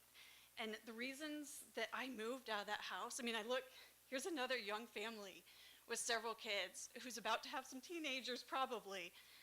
And I left that house at 1460 that I loved. I brought 5 of my babies home to it. We had remodeled that house and made it into a beautiful home. And we left it because, and I'm not, again, not against the growth, but Dollar General came in, the bypass came in, those businesses along 10th Street came in, and all of a sudden, my kids, our yard, it was very clear to everyone to see. Everyone could drive by and see what my kids were doing in the yard. I hang clothes on the line, and I had people commenting, oh, you on whatever, you did laundry that day. You know, how weird, right? But also, I have teenagers who were pulling out of that driveway. And that traffic over there is crazy now. I can't imagine if you add an apartment building right there also on Saturday mornings where it's full of kids playing basketball. Have you guys driven by there on Saturday morning basketball? Those streets are lined. That parking lot is full. I cannot imagine an apartment complex there. Bob talked about the danger. It's just going to be a madhouse. It's going to be crazy. Again, does something need to go in that lot? Probably at some point, but I would encourage you, as Denise, I think is the one who said it, to consider tabling it for now. Look into other options. Yes, we need housing somewhere. I'm not against the study. Obviously, we need housing. I have kids that I want to stay here, and they're going to need a place to live. But that location is not the place. It's going to be, that's my opinion, I guess. It's going to be a madhouse, and it's going to be a dangerous madhouse at that. That's all I have to say. Thank you. I have a quick comment. Jeanette Nielsen. There's right now 35 houses for sale in Blair, and 16 of them are under $385,000. So if you can't find a house, maybe you're not looking. I don't know. Other comments from the public?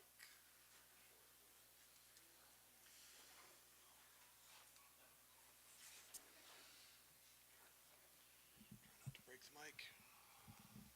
Sam Clough, 1280 South Highway 75. Can you spell your last name, please? Yeah, CLOUGH. And so that everybody can see it, I'm going to show you where our property is on here. Right here. I figure it's worth discussing just and I don't want to cast anybody on our law enforcement in poor light, so please don't take this that way. But people come barreling through at a high rate of speed on that stretch of the highway. It's 45 miles an hour right there. They're usually doing about 10 over or more, and we do have 5 boys. And I think the gentleman with bad knees, I think his name was Bob, brought an excellent point. If there are families, even if it's adolescents, that move into these apartment complexes, if they're built, turning out of my driveway is tricky, and we got to pay attention, especially if our van is full. That's 7 lives, and that's a blind turn. And then you add in the potential for adolescents whose, I'll make the joke, whose brains aren't fully formed to make good choices. Pulling out there, man, that could go sideways real quick. So I do think that's a fantastic point to bring up, the stresses that could add upon other increments of the city structure, really. Just the, needing to police that. Maybe that's going to mean more police officers. How are they going to, navigate that area when speeding is an issue? And when it drops to 35, I think, past the ball fields, I mean, people still speed through there. And that's I'm teaching my oldest to mow our lawn, and that's right along that edge of the highway. I was just on the mower with him this week, and we had people barreling by, less than 3 feet from the both of us. That's 2 human lives right there that, I mean, it makes me nervous, and I'm scared for him. Obviously, I'm not gonna have him mow right there, but just, I think those are good points. That's good food for thought, and I'd ask that you all consider that. So, thank you.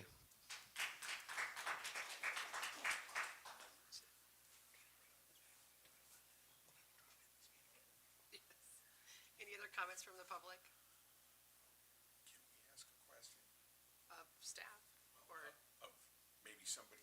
Just out of curiosity for my own knowledge, how do the kids from Brookview, 2 blocks north of this, get to school? Are they all bused? Because nobody's walking to South School. South School does have busing, though. You can meet at South School and be Okay, bused. that's what I Yeah, wanted I've to got- find out My is, 2 grandkids have that as an option. So, oh, they've taken that away? Okay, I was not aware of that. I was just curious They- how the kids at Brookview are getting to school. I mean, we've been hearing these horror stories of kids crossing the highways. If they're not going to South School, how are they getting to school? Just for my general knowledge, I mean. I assume they cross Highway 30, 75. Pardon? They probably cross the highway, going downtown, going to Arbor, going to Deerfield. All right, just like other kids in the neighborhoods, not all apartment kids.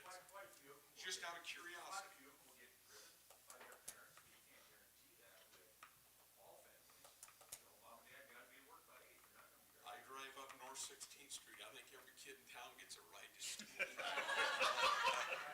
Go out by Deerfield, see the. Yeah, well, I'm going out there in the mornings. Any other comments from the public?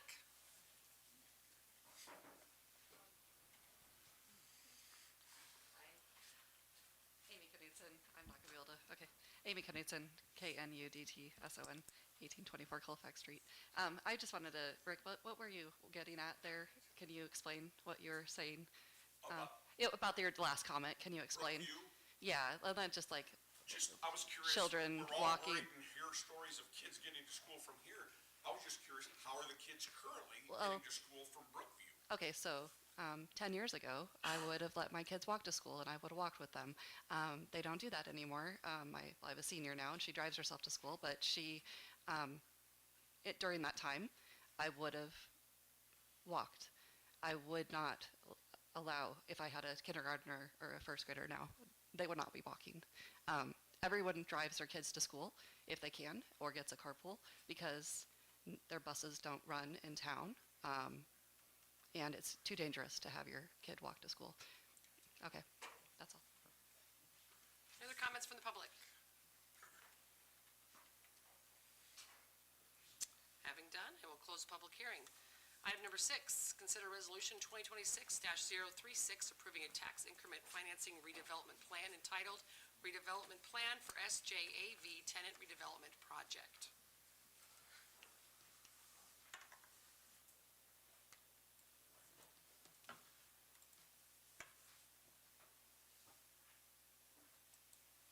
How would council like to proceed? This is us making action on the public meeting that we just had on item number 5. Well, I'm for growth. I'm for balanced and paced growth. It was 20 years since the last large apartment complex was built in Blair. And with Blair Crossing, I was kind of pretty supportive of that. It's been too long, but I believe an even larger project so close in time is too soon. Blair Crossings is 132 units. This proposal's even larger, 198 units. That would be 330 units in total.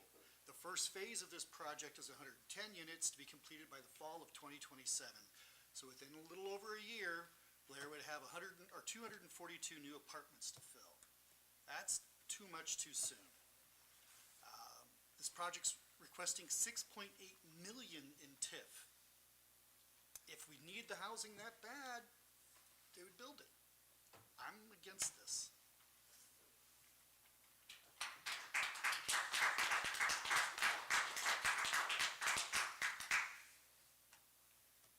I'm gonna introduce resolution 2026-36. Resolution number 2026-36 was introduced by Councilmember Wolf, approving the redevelopment plan as recommended by the Planning Commission for a tax increment financing redevelopment plan entitled Redevelopment Plan for SJAV Tenant Redevelopment Project. Motion to adopt resolution 2026-36 as presented.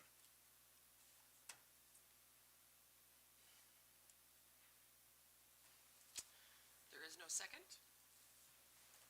Second. Okay, so we have a motion and a second to adopt resolution number 2026-36. Please register your vote.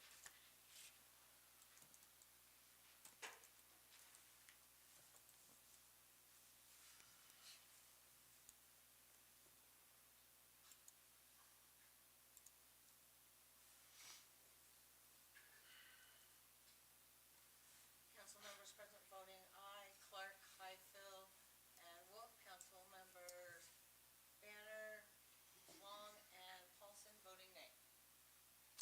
Another tie. Let me ask staff, if I vote yay, this isn't a done deal, correct? This just keeps the conversation going? But if I vote nay, it dies. Yeah, so again, Phil Green, City Administrator. Because again, the fact that this is the redevelopment plan, as has been said several times, this isn't the final document. In fact, you know, getting good comments from the public tonight, comments from you, those could begin to be incorporated into that redevelopment contract, which ultimately is the binding document. So even if you were to approve this tonight, there's no obligation that you would have. There's no commitment long-term that it would have to happen. It could happen, but it continues to keep the ball rolling. Now, if this gets turned down tonight, I assume the assumption would be it could be put on the agenda again sometime in the future. Adjustments could be made, and we'd be right back at this same step. The CDA's already recommended it to the council, so it would just simply come back to the council sometime with potentially some changes, but all of those changes could be incorporated at the contract level as well. Have some guts, Mayor. It's a tough one because I'm for growth, and it's important to have growth, but I was hoping council would postpone it, but they did not, because I wanted the conversation to continue. So having that said, I'm voting nay.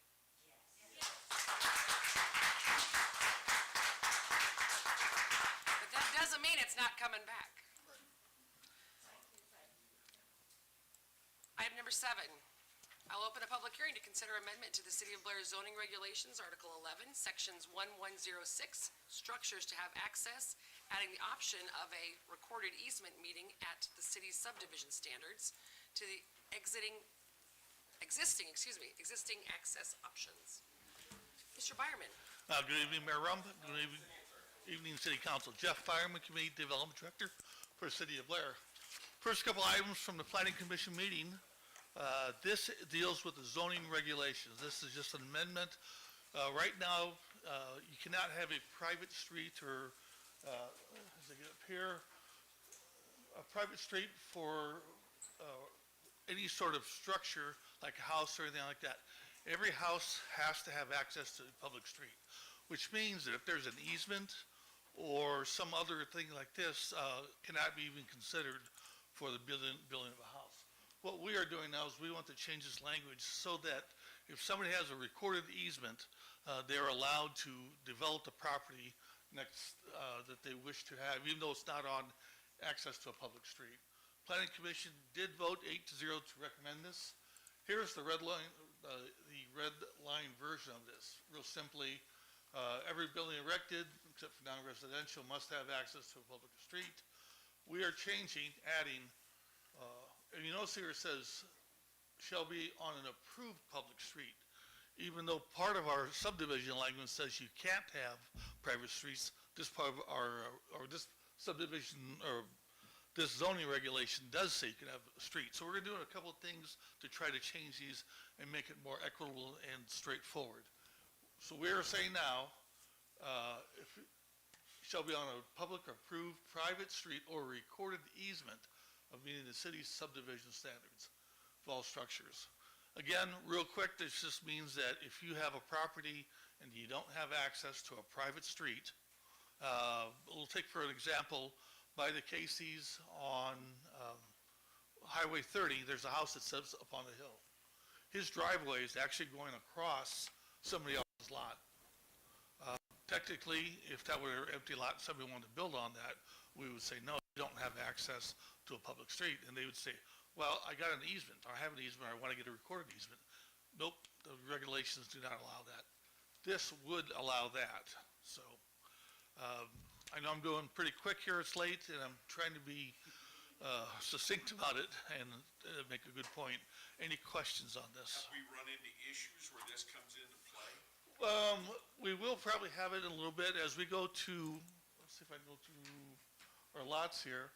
Here's an example here of the new preliminary plat that's coming up for the apartments that we were just talking about. They want to have separate lots in here, so sometime they have the possibility of selling these lots without having access to the one public street, which will be Maple Drive and 12th Street. So this is all going to be a private street. These lots do not front or do not come off of a public street. This will allow these lots to be built. This is all going to be private. In this case here, out in our ETJ, this is the land owned by the schools, state school fund. They do not touch a county road. We would give them a permit to build a barn or something, but if somebody said, we want to sell that and build a house or something, by right, because of our regulations, we could not. If they got an easement, recorded easement there, we would allow that. And finally, here's the subdivisions where many people here do live. Right now, as a subdivision, as a condominium association, they could not split those properties up. Because if they would split these two properties up and the condominium associate regime, is a state word for it, would dissolve, this house here would not have access to a public street. So that's kind of the real world examples of what this would change. And Jeff, other communities allow this, correct? Yeah, other people with recorded easements, everything like that, other private streets. Again, the private street just means that it would probably be built to city standards if it's in the development contract, but we would not take care of it.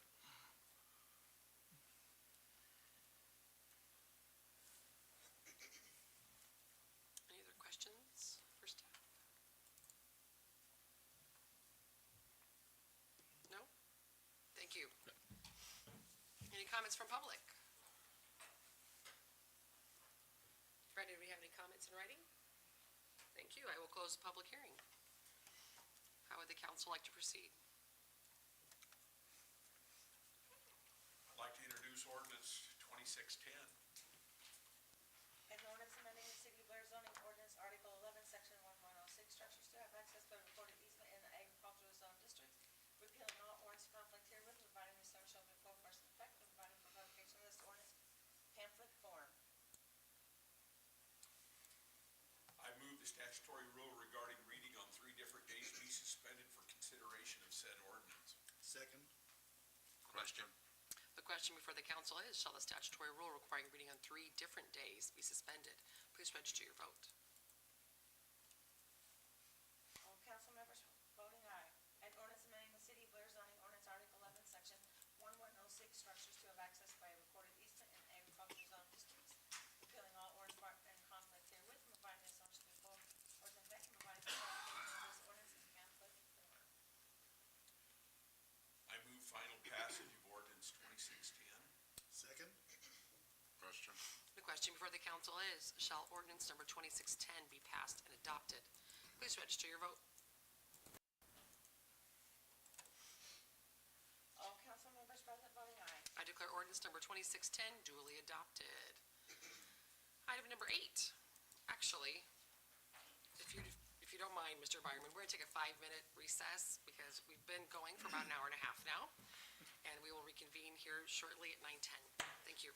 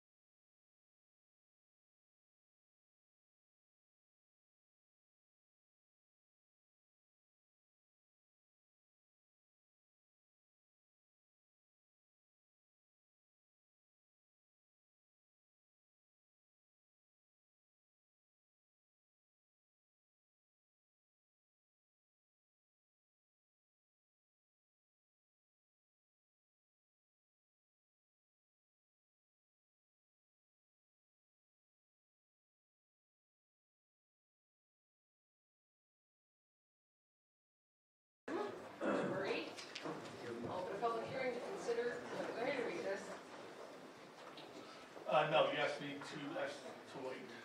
But I already read it, right? Nope, I didn't. Item number 8, opening a public hearing to consider amendment to the City of Blair subdivision regulations, Article 5, Section 502, streets, Section 502.11, private streets and reserved strips, adding unauthorized to there shall be no private streets platted within a subdivision, and Section 505.03, access to lots, adding private streets or a recorded easement to the existing access options. Mr. Byron. Thank you. Jeff Fireman, Community Development Director again. This is a companion item to number 7. We have our regular zoning regulations, and we also have the subdivision regulations. And this part of it, as we talk about, talks about adding language similar to item number 7, allowing private streets and easements. Planning Commission did recommend approval 8-0. Here's our red line version. We've added the word no unauthorized private streets, so that when someone comes in to do this, we can actually say, no, we're going to make sure it's done the right way and the way it should be to our subdivision rules, whether it be a non-paved road or not. And then the second item, by means, subdivision shall provide access by means the public street, and then again, we add private street or recorded easement in the city's subdivision standards. And each lot should have a minimum width of 30 feet or each access, which is what we're required also through these zoning regulations. This may come into play. There was time for a subdivision out in our ETJ that they wanted to purchase, and they wanted to have streets in there, but separate lots for the families. And again, we had to say, well, until we get some of this changed, that's a private street, not allowed.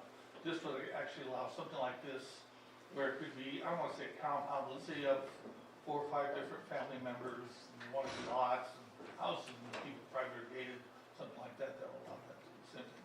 This is a good companion, or has to be a companion, again, to item number 7. This is just the subdivision rules, not the zoning regulations. Again, that was really quick. Any questions on this? To wrap it up, the idea is to allow houses on property without direct access, only through means of recorded easements, private streets that are authorized by the city.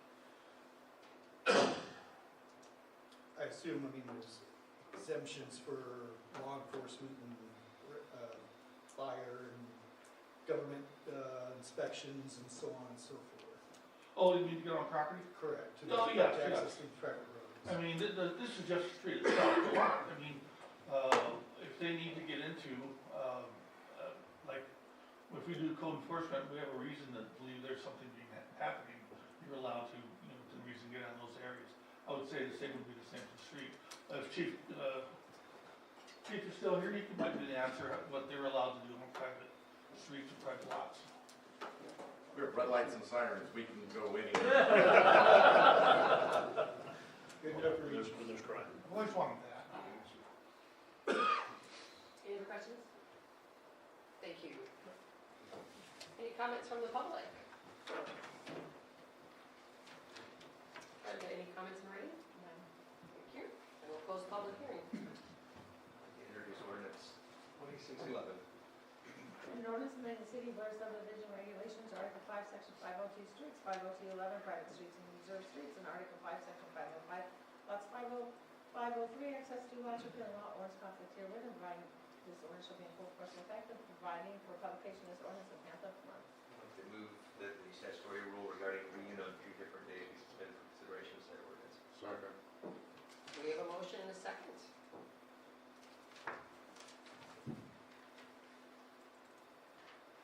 Wait, We need a question? Question. The question for the council is, shall the statutory rule requiring reading on 3 different days be suspended? Please register your vote.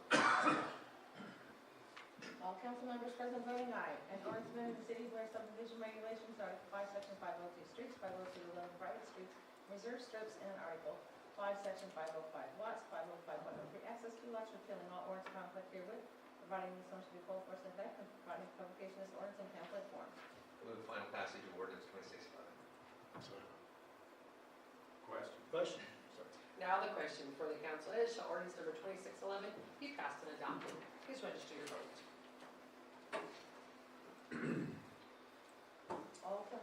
present voting, aye. I declare ordinance number 2611 duly adopted. Item number 9, open a public hearing to consider an ordinance adopting an updated future land use map for tax lots 267, being all of tax lot 248 and part of tax lot 249, and part of the northwest quarter, tax lot 179, tax lot 160, tax lot 163, in the southeast quarter of the northwest quarter, City of Blair, tax lots 230, City of Blair, tax lot 185, and tax lot 281, City of Blair, all in section 13, township 18 north, range 11, east of the 6 p.m., Washington County, Nebraska, otherwise known as the area southeast of 13th and Wilbur Streets and northwest of 10th Street and US Highway 75, changing the future land use map designation from residential to commercial. Mr. Green. Congratulations, Mayor, that's great. So, I'm gonna just procedurally talk a little bit about things before I hand them back over to Jeff. And Aaron, you're doing a great job bringing that up, but go back. So I wanna show what's in the packet for Spark. What the mayor read and what's being presented tonight is exactly what was advertised. Again, this is gonna be the future land use map. I'll allow Jeff to kind of talk about the whole area. But at the planning commission, they reduced the area of their recommendation. But we had advertised the full thing previously, and so therefore we felt like we needed to do that. So in your packet is both an ordinance A1 and an ordinance A2 with an accompanying A1 and A2 map. A1 was the one that was originally put forward by staff. A2 is the one that's recommended by the planning commission. So as you're looking at those, and Jeff, if you could, just make sure you kind of talk about the distinctions. If ultimately at the end you want to move forward with the A2, then just make sure that you're very clear when you put forward ordinance number such and such that specify whether it's A1 or A2. Because the wording's been slightly changed, because the whole legal description that the mayor just did an eloquent job reading through has been greatly reduced into A2 to just include the tax lot that was recommended by the planning commission. Hopefully clear as mud. So as you're having that discussion, if you want to ultimately go with what the planning commission recommended, focus then on ordinance A2 and map A2. Thank you. Mr. Byron. Thank you. It will get much clearer if I do bring up my wonderful maps. Again, planning commission recommended approval for tax lot 267 only, and they did it by a vote of 7-1, which what Phil was mentioning about the two different prepared ordinances. So right now, we're looking at this area right in here for the future land use map, and I know we all know this, but for the sake of some of the public, the future land use map is what will happen in the future, as opposed to the current zoning now. So this changes we're proposing doesn't change anything for any of the homeowners, any of the property owners, anything like that. It just makes it so that sometimes if it's sold in the future and somebody wants to change the use to commercial, it's already set for that. Otherwise, if it did change, they would simply say, maybe they want to do it for commercial, they would ask to come through a rezone and then, of course, further use. Right now, the area we're talking about is this area here. It is all zoned in the future land use map as residential. You have commercial, residential, industrial, and then quasi-public. Again, the current future land use map shows all this as residential. The proposed brings all of that into commercial in the future land use map. Doesn't affect the way things are now, just somewhere down the road if somebody wanted to sell some of the property and somebody's asking, well, can I do this with this? Well, if you can get the planning commission and council to okay your rezoning, then you can. Because even though it's maybe rezoned as commercial in the future, they still have to go through the change of current zoning. And depending on the use and what they want to do, that would be up again to planning commission and council. They would have to appear here. What the planning commission recommended, though, was only lot 267, which would be the tenant property and the current property up for discussions for the preliminary plat. So these would all stay as future land use map as residential. Any questions on that? And Jeff, you want to explain maybe just real quick the reason why the planning commission did that? they believed that, there was some opposition to be in the future, so they went with residential.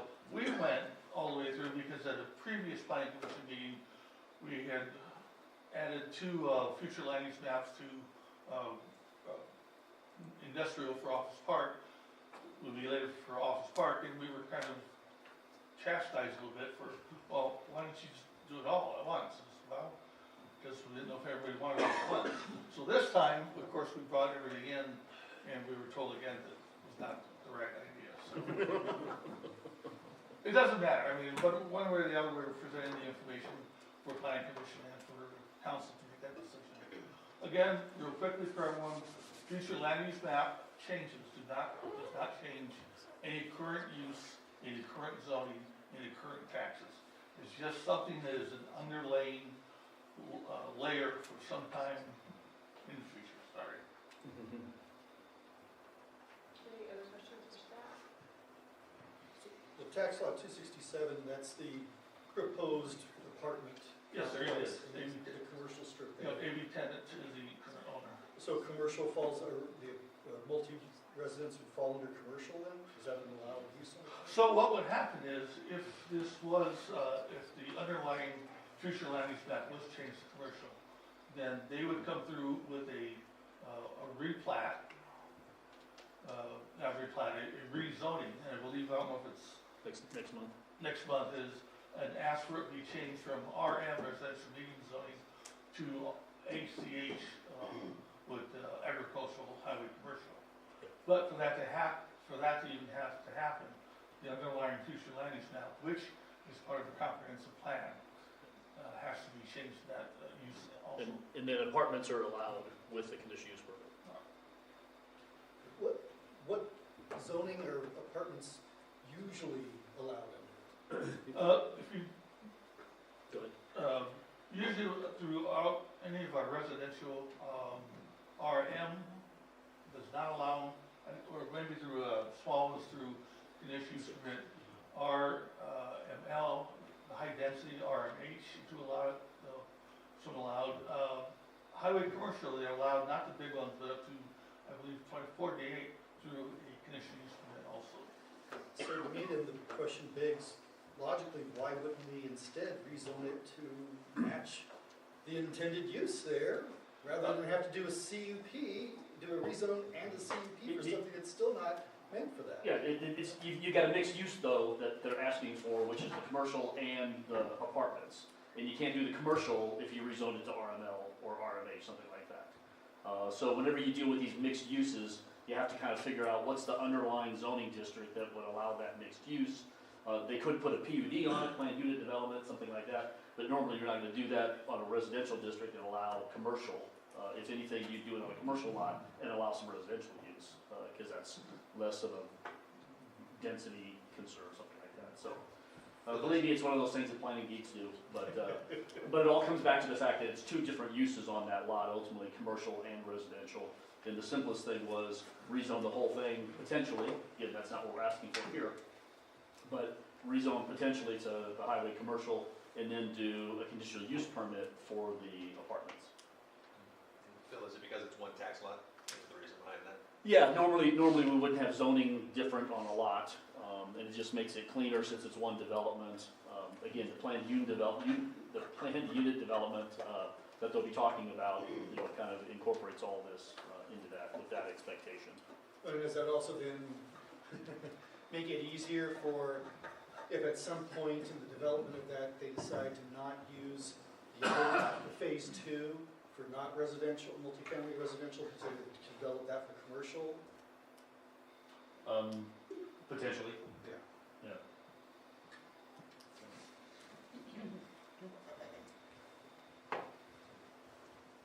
Any comments from the public?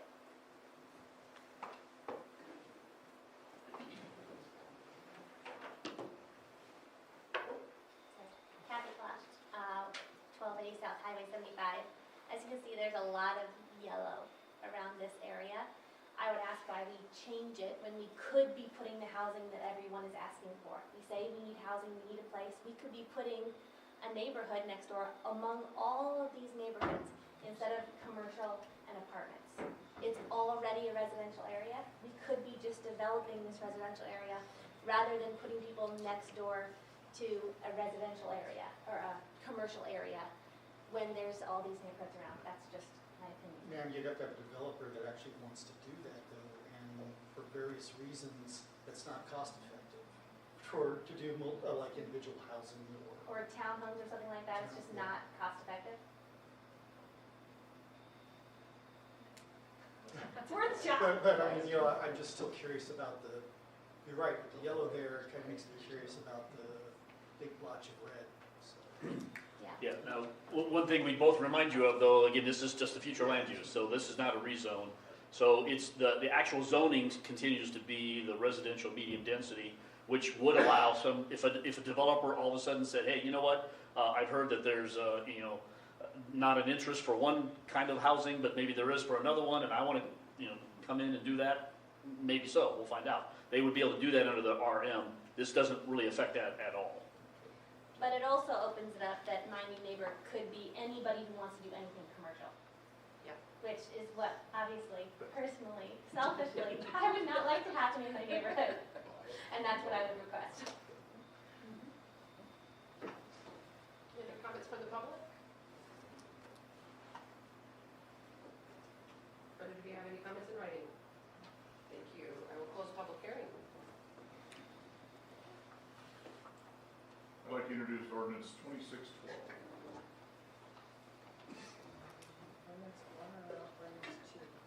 Oh, yeah. Which one? There's one, there's A1 or A2? Oh, yes. I forgot about that already. I would like to introduce 2612 of A2, ordinance A2. An ordinance adopting an updated future land use map for tax lot 267, being all of tax lot 248 and part of tax lot 249 and part of the northwest quarter northwest, all in northwest 1/4, all in section 13, township 18 north, range 11, east of 6 p.m., Washington County, Nebraska, southeast corner of 13th and Wilbur Streets, changing the future land use map designation from residential to commercial, repealing all possible owners conflict herewith, providing the section with full force and effect, and published in pamphlet form. I move the statutory rule regarding reading of 3 different days be suspended for consideration of said ordinance. Second. Question. The question for the council is, shall the statutory rule requiring reading on 3 different days be suspended? Please register your vote.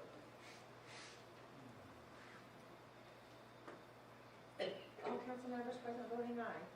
And ordinance adopting an updated future land use map for tax lot 267, being all of tax lot 248 and part of tax lot 249 and part of the northwest quarter, all in section 13, township 18 north, range 11 east to 6 p.m., Washington County, Nebraska, southeast corner of 13th and Wilbur Streets, changing the future land use map designation from residential to commercial, repealing all orders, parts, warrants, conflict herewith, providing this motion be full force and effect, and ordering this ordinance published in pamphlet form.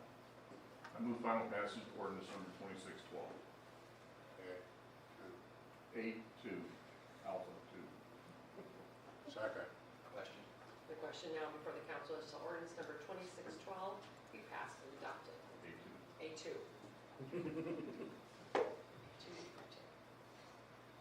Council members present voting aye, Clark, Highfield, Long, Paulson, and Wolf. Councilmember Banner voting nay.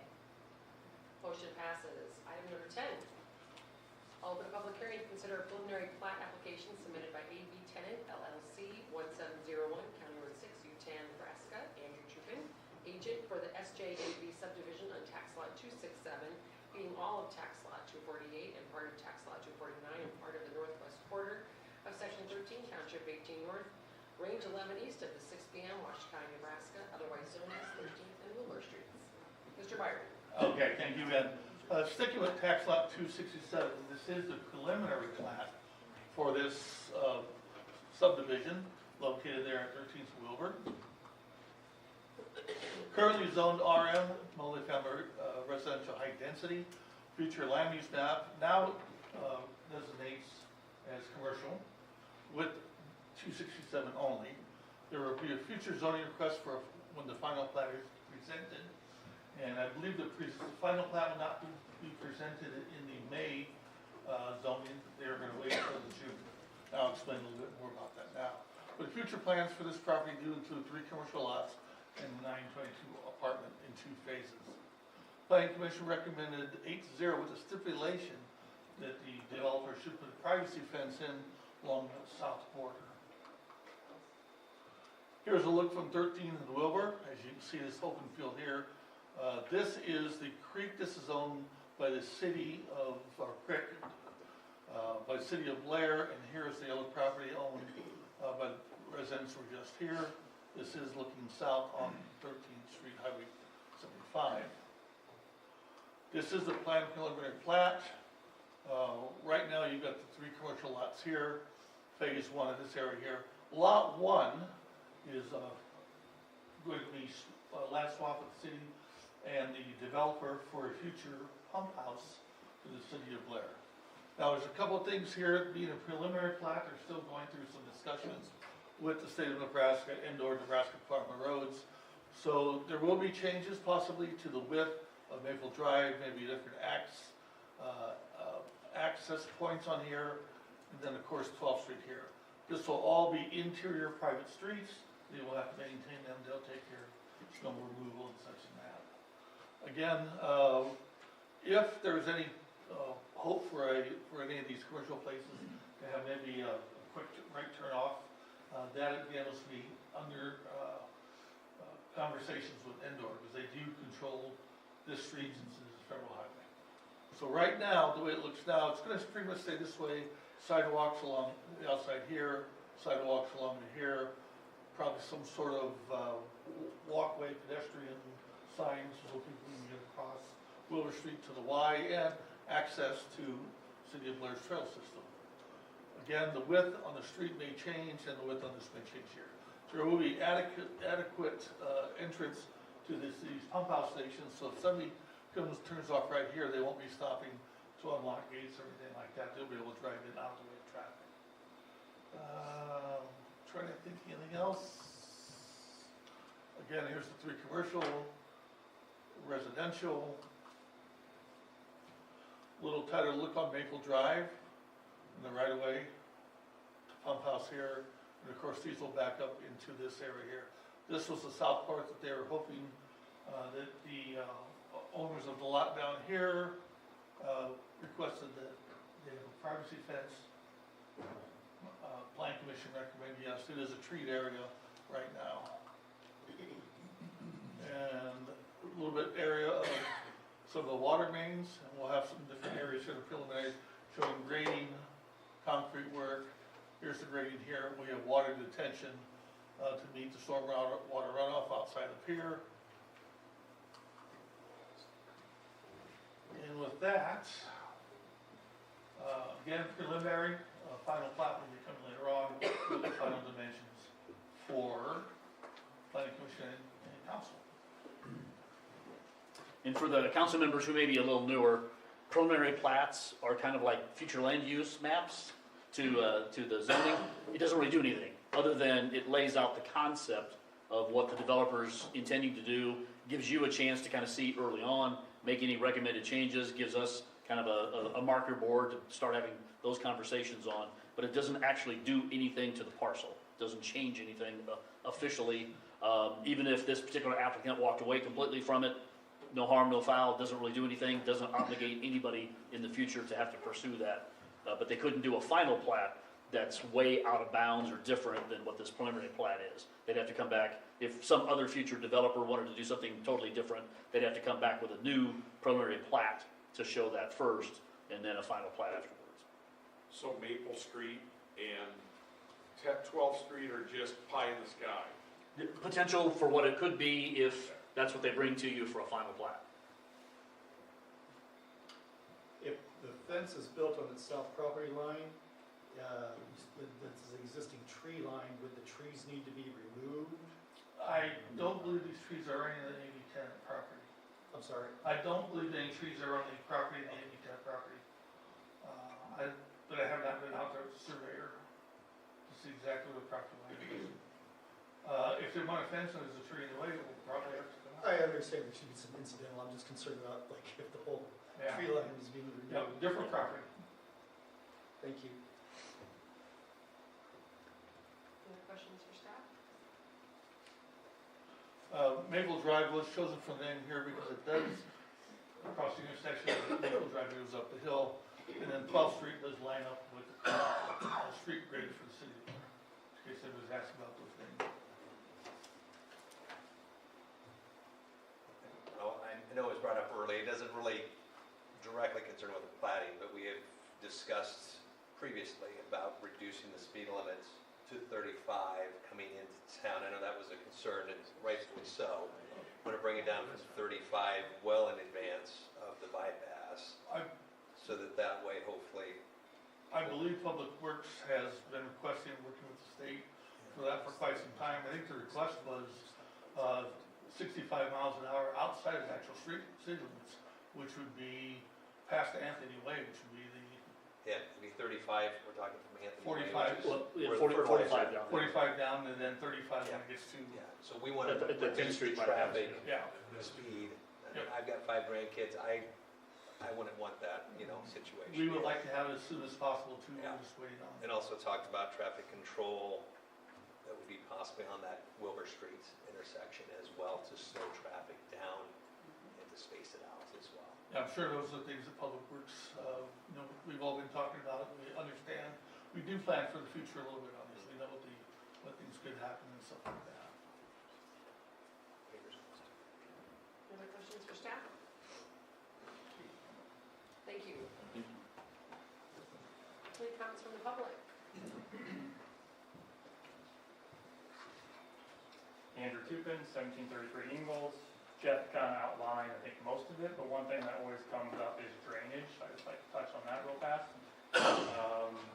If it was up, you could see on the right-hand, east side, right-hand side. There's a clicker there too, Andrew, if you want, the top button. Right there. Okay. The top button, I think you hit the bottom one. There we go. So along here, here, and here are the plane detention cells. As we design, the engineers design these projects, what they do is they design it so that you release less drainage post-construction than pre-construction. So technically, there'll be less drainage coming off of this than what there is today. The cells are sized to hold that water. The outlet pipes are sized to release it at a slow rate so that you don't just push that water downstream. You hold it, you retain it at a calculated time and flow, and then release it. So I just wanted to touch on that because that's always kind of concern with some of these. Traffic, there is traffic study, it's being submitted to the state. We're holding off on the final plat in case we have to adjust the right-of-way, stuff like that, if they want, certain things. And like Jeff mentioned, the city is looking at some things on Highway 75 to reduce speed and maybe change the lane setup and stuff like that. So if you have questions on utilities, roadway stuff, I can do my best to answer that. Thank you.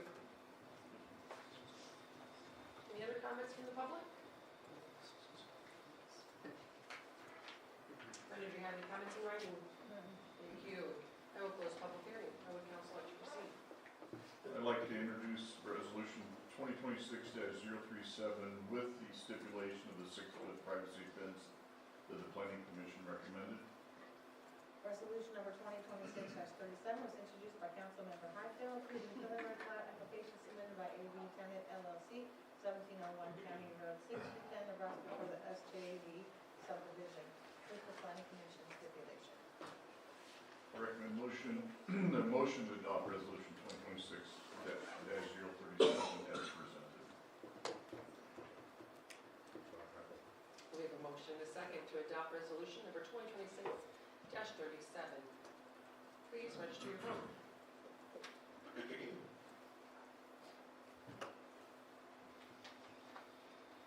All council members present voting aye. Motion passes. Item number 11. I'll open a public hearing to consider a rezoning application submitted by McCune Development, 11550 High Street, Omaha, Nebraska, 68134, E&A Consulting Group, Inc., agent, for a PUD-1, General PUD District Overlay, located on Lot 7, Hayden Place, First Division, Replat 1, in the city of Blair, Washington County, Nebraska, otherwise known as south and southeast of the roundabout on Kelly Drive. Mr. Byerly. Thank you. Housing. Right now, we're gonna switch to a different part of town with the McHugh development, which is the property here next to Walmart off of Kelly Drive, Walmart here, and the Casey's, and then the road works its way up. So the district is currently RM, multifamily residential, high density. No, that should not be right, medium density. And the future land use map already designates this area for residential use. The request is for a PUD, a planned unit development overlay on this area, because there are a few areas of the replat that's coming up in the next item that are a little bit different than what we usually cover or what is usually allowed in these zoning regulations.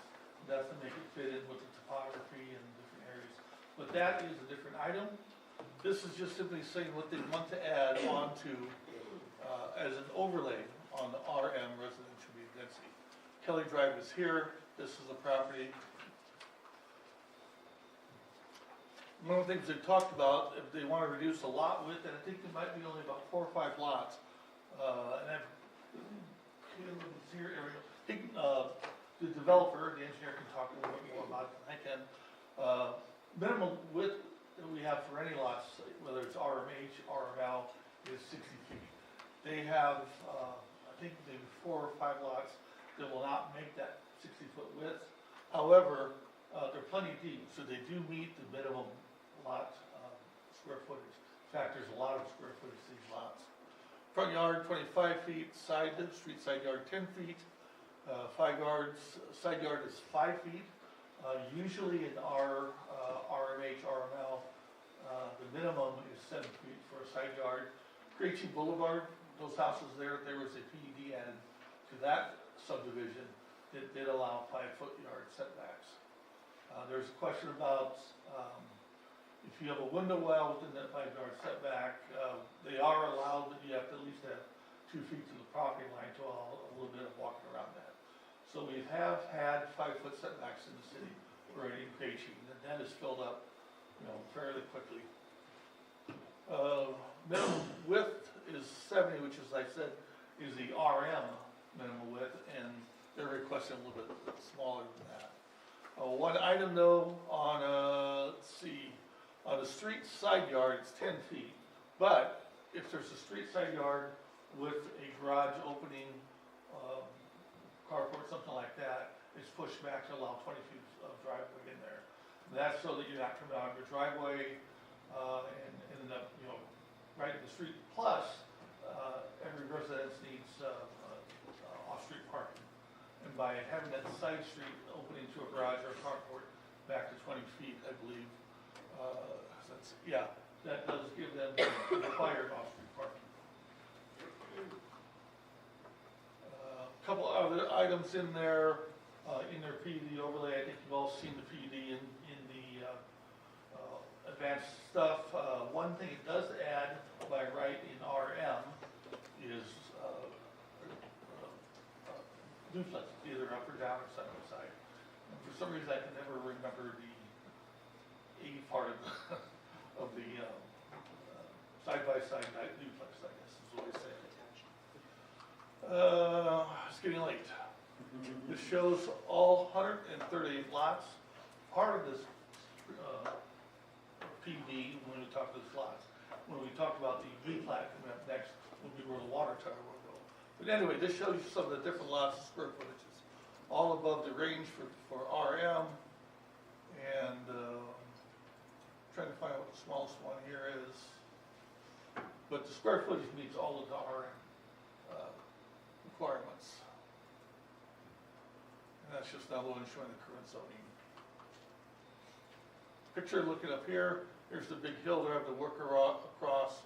The street would be going up this way. Utilities are in that area also. And this is the current owner's consent for all of the rezoning and replanning to go ahead with the development. So, any questions on the PUD overlay? Again, this is going to apply to this lot only, and RM is the base zone, so everything falls back to that. If there's something outside of the RM, it would be covered under the PUD overlay, which will give the information.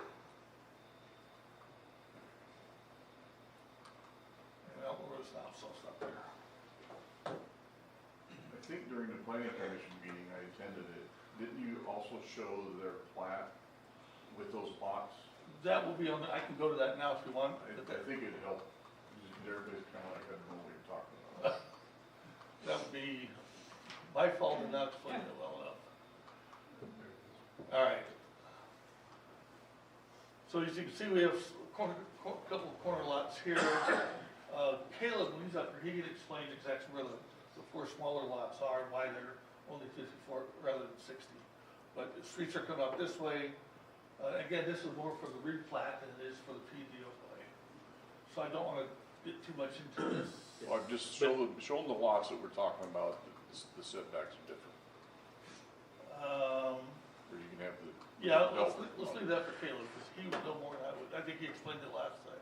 Since you guys aren't But, concerned about it. but technically, you couldn't approve this if you didn't approve the PUD, because the changes are incorporated into this drawing. And there's only, is it 4 or 5 lots? Yes, only 3 or 4 lots. 3 or 4 lots. And you can see they're still very large lots. It's not like we did them in Krejci where everybody's just out there.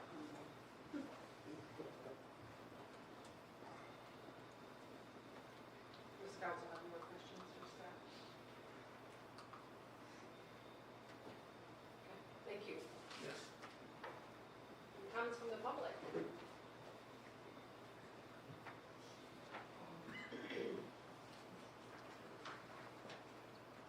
Caleb Beasley, Beasley, 10909 Mill Valley Road in Omaha with DNA Consulting. And just to touch on some of the things that Jeff was mentioning, this is, I'll focus primarily on the PUD during this item, and then if there's questions on the development as a whole, I guess we can get to those as well. So we're requesting 60-foot minimum lot, or 54-foot minimum lot width, and then 5-foot side yards, really just to increase the density and to allow the dollars to go farther and create more homes here. And in general, the lots are 60 feet by 140 feet is what most of the lots are. The reason that we had to go down to the 54 feet is just coming around this curve as you go on the radius. These 3 or 4 lots here right on the curve are 54-foot minimum, and that puts it at the front yard setback to be 60 feet. And so the intent is for the builder is wanting to do homes between 39 and 50 feet wide, and those will be 2 to 3 car options, and that just allows that product to fit on there while getting as many lots as we can into this area, which helps to spread the cost out over more lots, and the goal being to bring the price of the housing down as much as possible. So the goal is for them to be $325,000 for these 137 single-family lots. One other thing on the PUD was the block length, and that was just kind of the way that the property laid out, that these north-south streets here exceed the city's 1,000-foot minimum in code, or maximum, 1,000-foot maximum block length. And so these are just about 1,050, and so that's why we're requesting for 1,100-foot block length, just to get the most density, again, without having to move this north street down just a little bit. There. I believe that was most of the PUD items. So happy to answer any questions. How wide are the lots along the south line? They look pretty narrow. Yeah. These are all 60 feet wide. I mean, in general, the lots are all 60 feet wide. There's a few spots where just with the dimensions that's left over, they might be a little bit wider, but 60 by 140 is generally what we're shooting for, lot size. And then the 5-yard setbacks allow you to have basically a 50-foot wide structure. Yes. What's the width of the streets? 50-foot right-of-way, 25-foot wide paving. Just a standard residential street. It's just that one access road in the entire development? Right now. Yeah, so you saw the pictures that Jeff showed. This is a very steep slope up here from Kelly Drive. Now, we had looked at having a secondary access, but just with the slope, that was not able to happen with the terrain that's there. So we provided a single access at the roundabout, and then in the future, potential connections to the east or to the south if those properties were to ever develop.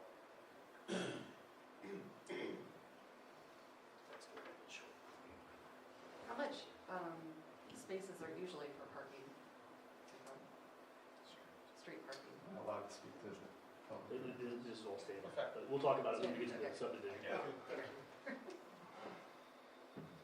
Any questions for? Thank you. Any other comments from the public?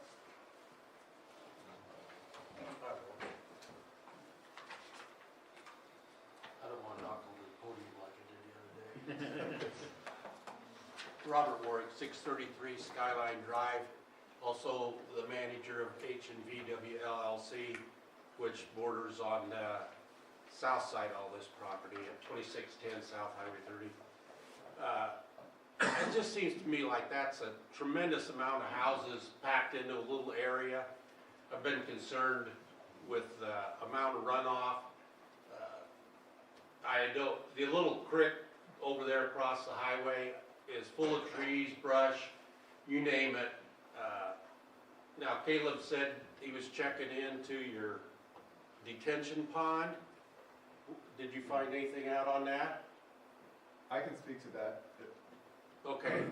And some of that, Bob, not to interrupt, but some of that's probably better when we're doing the platting as opposed to the PUD. But you can mention. You want me to wait then, or? No, I mean, you can mention your point now, but Caleb will address it when we do the. Okay, all right, and then, the southwest corner, is that all gonna drain to the northeast then? Northwest. No, northeast. Cause there's a high ridge of triangles across. Which one is the Oh, little northwest, point? you're right, northwest. Yeah, Yeah, that's where, we can discuss that when we. Yeah, we'll talk about the drainage when it comes to the plat. okay. All right, Yeah. I'll wait. Okay. Thank you. Thank you, Bob. Any other comments from the public? Brenda, any comments in writing? No. I will close the public hearing. Council, let you proceed. Introduce ordinance 2613.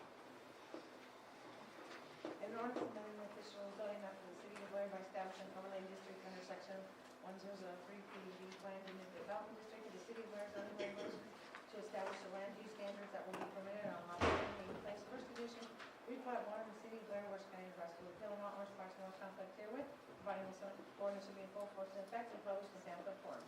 Move the statutory rule regarding reading of 3 different days suspended for consideration of said ordinance. Sorry.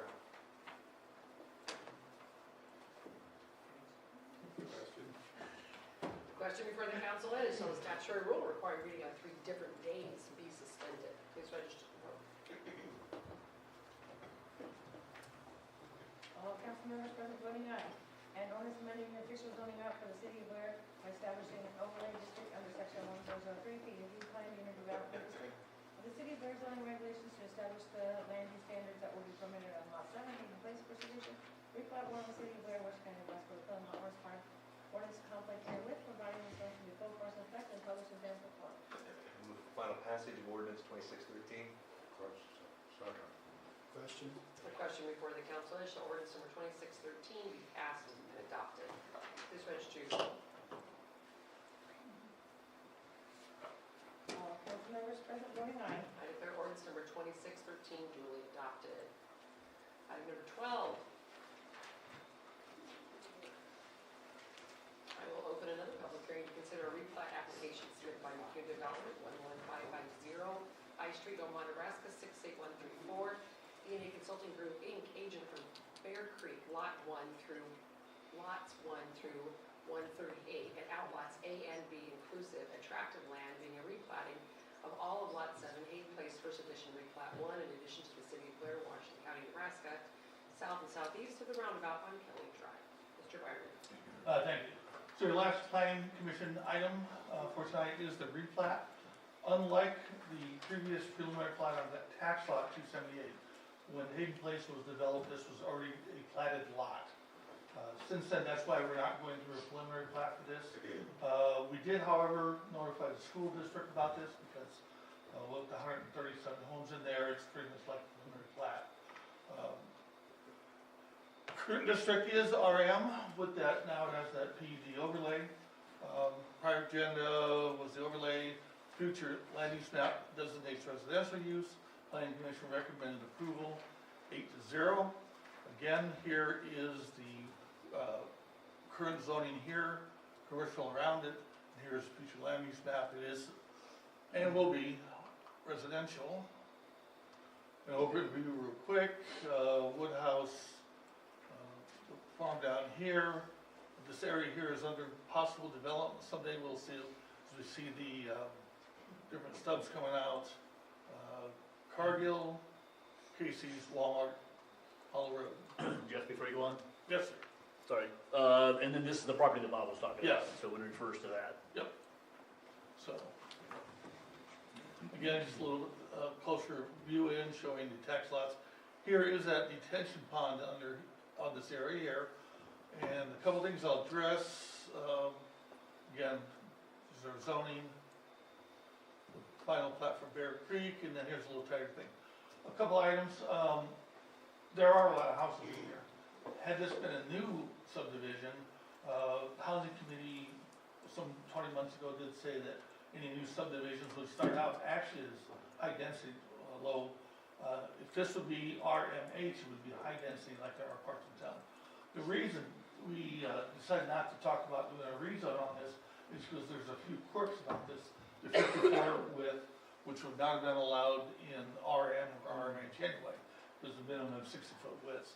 So the most efficient way to do it would be to put that overlay over the RM rather than having to do on RMH as a rezone and then add one more PUD on top of that. It was just easier to do that.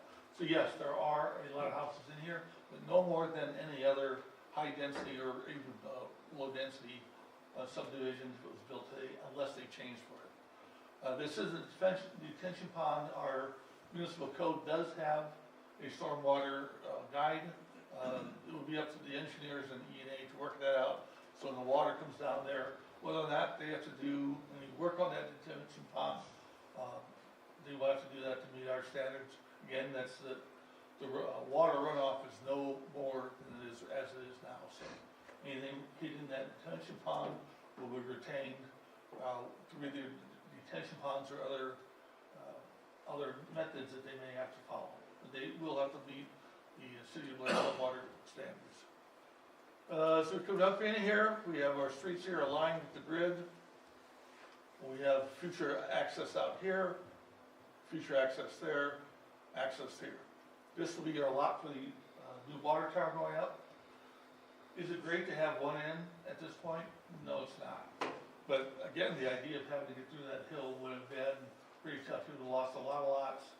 And hopefully, as things progress through here, it'll expand to those different entrances from at least this side and this side down here. Mr. Jones' signature. And let's go back to replat. So again, we have our new streets in here. They line up with the grid. Streets over this way. Planning Commission looked at those streets. And with that, any questions on this replat? There's really nothing to stop somebody from buying 2 lots or 3 lots if they want to. Not at all. They can do that in any subdivision right now. Again, part of the PUD overlay, and we don't know what we call for in the future. They have not talked about any side-by-side duplexes or anything like that, but the PUD does give any future owners a chance to build a duplex if they want, or buy 2 or 3 lots and turn into bigger areas. No housing size minimum, so they can go, as long as they can meet the square footage requirements, they can buy 2 or 3 lots and build a bigger house. Did it come up in the planning commission? I just scratched my head. Everybody going in and out of there has to go through that roundabout, go down to Casey's and wait on that light. Isn't that gonna create a? Well, eventually, you want that north?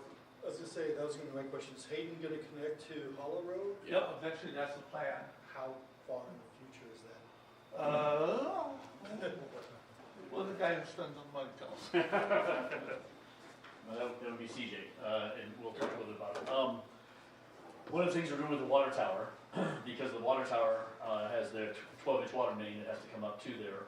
Number one, we're kind of helping the developer because we're going to be weaving our 12-inch water main through his subdivision to the water tower. So that section that we have to take through there will offset their having to put in a water main in that particular area. All those houses along there will still be able to tie into that.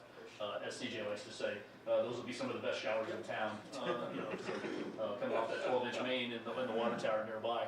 But because of the fact that we have to come up the Hollow Road bypass area with that 12-inch main, and then down this area, if you recall at the top of the bypass area, the stub out is right there, but they didn't do any degrading previously to that to try to save money previously. Frankly, when you try to save money sometimes, you're going to spend more money in the long run, and we're going to begin to see that. So what we're planning to do, just to try to get it done now, because it's never going to be any cheaper than it is now, is that when we have to bring in that main, we're going to come down this right-of-way that we already have. We're going to do all of that grading right now to take care of that hill, at least the rough grading. But one of the joys is there's also an existing 12-inch main that does come across here that comes from the South Waterworks Hill tank that's up there that feeds the existing water tower. It comes across here, but they didn't do the grading before, didn't want to spend the money, so they buried it 6-7 feet deep. Now we have to move that line as well. So we've got the existing 12-inch main we have to move and go deeper, and then the new line we're going to put in at its ultimate depth so that we don't ever have to regrade that whole area again, and we'll begin to open this up. Now we're not going to pave it, we're not going to put a street in there, we're going to wait until this area to the east ultimately develops, and then it'll be all part of that process. But yeah, there'll be a 12-inch main that will come down here, probably on the south side, to the roundabout, and then into the subdivision, weave its way through. I think actually we're going to bring it down to the south, and then back up to where the tower lot is. That will allow us to tie off of that 12-inch going south someday to begin to loop the whole system together, which is what we really like to do from a municipal perspective. So I guess then the answer to my question is that road will not be developed for quite some time. Hard to say. Up to Hollow. Hard to say. You know. And this is the balance that we always face with. It's going to take forever. You're going too fast. Things are happening too quickly. You know, well, we want it to happen as fast as potentially it could happen. As we've seen with Deerfield, until that does happen, you get the pressure of there's one exit. Well, and that's what I'm saying, is that even though, as Jeff said, that this meets the recommendations, or as other developments that just have a single in and out, as we've seen from Deerfield, that's a major complaint, is that there's only a single in and out. So. And I can't guarantee you anything, but because we've been working with Caleb and Blue Stem Financial and others, that CID, which is the Community Improvement District process, got passed. This is going to be the very first CID in the state. They're already working on that paperwork, and so that'll be rolling out over the next couple months. And that CID is something that really entices them to look at some of these other areas potentially as well. So it may be that as long as this continues to go smoothly, that several of those other developments may happen sooner rather than later. But I can't guarantee that, and you're exactly right. Until that happens, if you end up with this subdivision getting half developed prior to that, you've got one entrance, one roundabout to go through for everybody. There's not just one entrance, but that signal light at Casey's, Right. and traffic backing all the way up that hill at 8 o'clock in the morning, and turning right, trying to turn right in there off of 133 at 5 o'clock. And eventually, I think people will realize, you know, if I'm going to go south, because I'm heading maybe out of town that way, I'm going to take the Kelly Drive light. If I'm going to go north, you might take up past Casey's over to Holly Road, where the Walmart exit is, and be able to turn right and get out of that location. So there's a couple different options there. Well, you can go right at that light too. Correct. But once they start backing up, you may not even have a chance to get down there.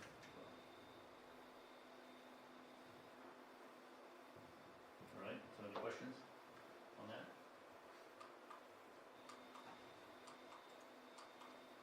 So Caleb, I don't know if you want to talk a little bit about drainage issues and things like that.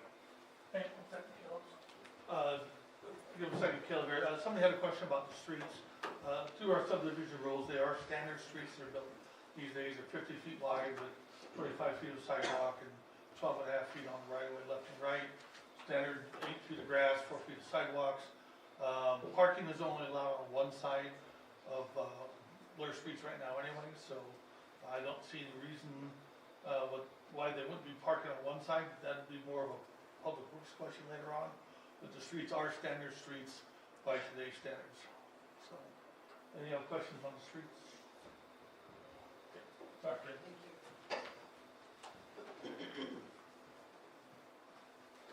Caleb Beasley, 10909 Mill Valley Road. So just a couple of things that I wanted to point out here. So as they had mentioned, lot 138 right here is, we've been working with the city for water tower construction there and having some good negotiations with them with selling this lot to the city and then the city bringing in some of the water mains to serve the development, and then we will put in the rest of the water mains. And that will just, kind of a win-win for both the development and for the city with that regard. We also are planning a trail along the west side of what's going to be 18th Avenue to continue the trail system. That currently there's a 10-foot wide trail on the north side of Kelly Drive. We'll be bringing that across here at that existing crossing and then taking that down to go to the south whenever that were to develop. That could be continuing on. As far as the concerns about I do have some concerns with that single entrance as well, but just with the grade, it's just very difficult for us to have a second one. I do think this will loop around to the north eventually, and then, as Phil kind of alluded to, we are working with some people that are potentially having interest in the property to the east. Now, we don't know when or that will happen, but there's definitely been some interest in that. And then it's not like, it's gonna take 1.5 years for this to build out anyway. And then this builder that is looking at these lots, they're not just gonna start building on all the lots right away.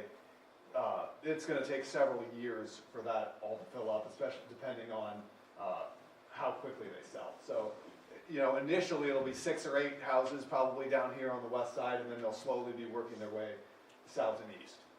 And then just to speak to the drainage, so the entire site, it sits up high from Kelly Drive. Primarily everything drains from the south and east all to the northwest. There's a little bit of area here to the northeast that drains off to the east and will continue to do so, just a small area.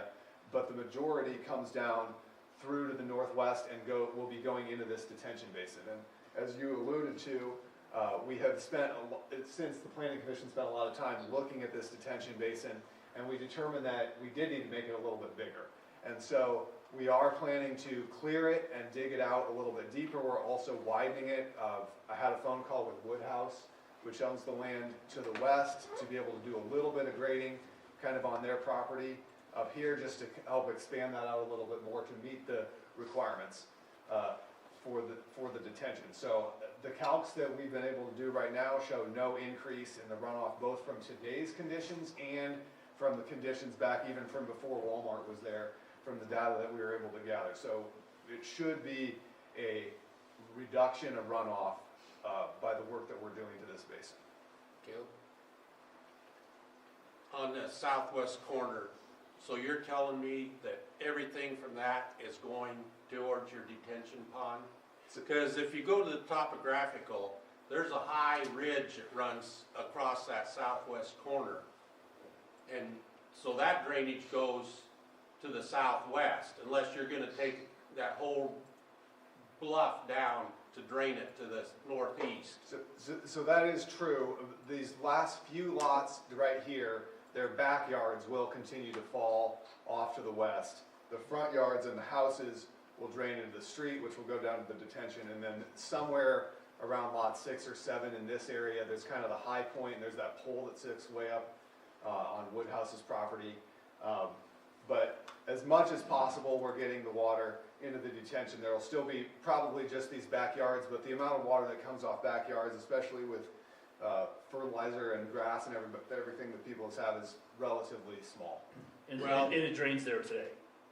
Yes. It drains, yeah, so you're not changing the drainage for any of those areas. Well, right now, that whole little corner, southwest corner, hasn't had anything done to it for over 60 years, so it's just like a sponge. There is no drainage that comes off of there. Now, if it starts draining off of there, it's gonna come through my sister's garden, or it's gonna go through Erickson's construction and Woodhouse's car lot and everything else. Well, like I said, as much as possible, we're getting it to come into the street and into here, and then there'll just be a little bit from the backyards that'll keep going that way towards Woodhouse. Well, a little bit ain't gonna cut it.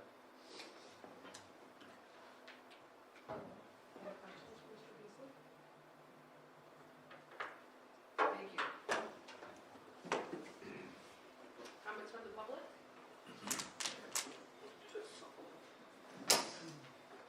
Okay, that'll work. Okay, yeah, like I was saying earlier, the detention pond was already there, and the detention pond was on the Roundabout Apartments last August when we got the large rain, and water did flow over Clark Street at that time. And I'm just thinking, you know, if you go out and look at that creek and look at all the fallen down trees and limbs, and Phil knows, it's just a disaster waiting to happen. It's gonna plug up, and you're gonna flood a lot of town, maybe all of town. But, you know, engineers looking at a piece of paper, they think they got the problem solved. So, I just thought I'd bring that up. And, traffic, I think that's something you maybe wanna really consider, like we've talked about a little bit, getting out at that stoplight, because you go out there 4 or 5 o'clock nowadays, and it's a zoo. And then you got the car transports, which I've called the police every time I see one. They're parked in the turn lanes unloading cars out there. I'm surprised there hasn't been a bad wreck already. Let's see. And then, I guess the one other thing, if this does happen, I've been concerned about my north line there. How am I gonna keep all the little kids from running up onto my property? Ideas? I mean, I guess if it happens, I'd like to see a 8-10 foot chain link fence the whole way across just to keep the kids from running up there. Otherwise, I just gonna have a ton of kids up there, I know it. So, thank you. Other comments from the public?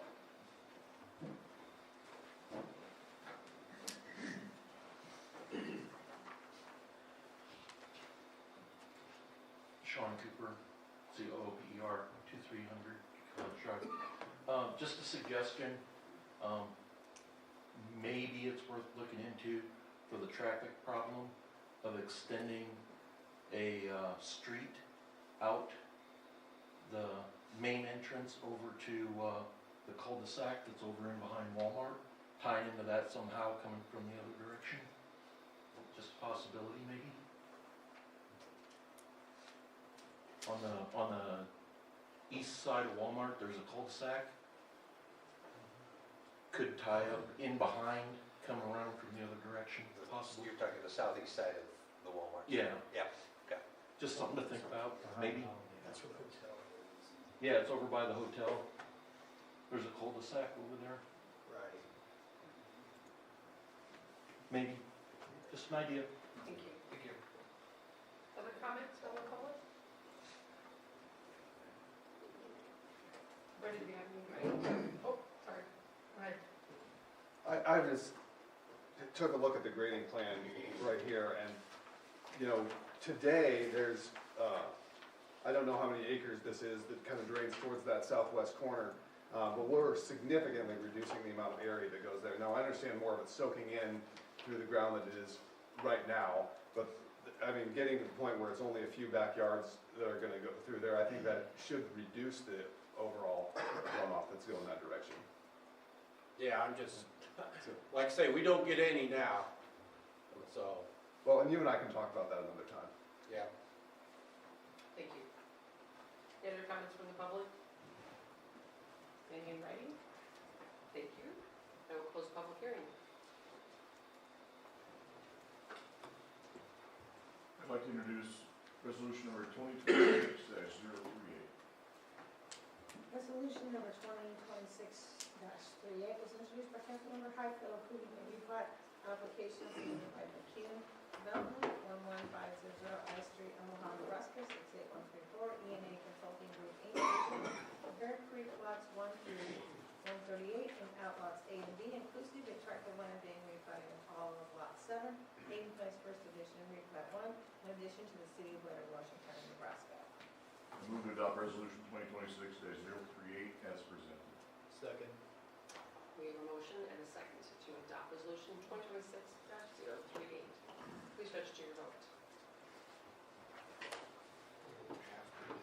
All council members present voting aye. Motion passes. We are almost halfway done. Item number 13, a payment presentation on behalf of the Library Foundation for payment of the amphitheater in Generations Park. Thank you, Mayor. I did get a message from Mary Bird today, made copies for all of you, so you got a letter there in front of you. Just for the sake of the record, I'm going to go ahead and read this into the record. So this was addressed to me because we had hoped for the payment to be made at this meeting. This memo, she says to me, addresses the Blair Public Library Foundation's payment to the city in the amount of $833,847.11 for construction of the Generations Park Amphitheater. The foundation is currently consolidating its investment accounts and transferring an existing endowment fund to a new financial management firm. This transition has caused some delays. The foundation is awaiting final disbursement from endowment funds managed by Washington County Community Foundation on its behalf. These funds are designated for this capital project. The foundation maintains more than 1.8 million in liquid investment assets, has sufficient funds to fulfill the obligations of the city. Payments expected within 14 days, contingent upon receipt of the endowment fund from the Washington County Community Foundation. What she explained to me on the phone yesterday was they've got partial payment right now. The rest wasn't liquid. It was in the process of being transferred from these different accounts. They anticipate it being settled fairly quickly so that they can cut one big check and have that for us next time. So with that, I would just request that you go ahead and postpone this to the May 12th meeting. Thank you. Someone would like to put that in motion, please? I'd like to make a motion to postpone item 13, the agenda presentation. Mary Bird on behalf of the Library Foundation for paying with the amphitheater in Generations Park to the 13th meeting.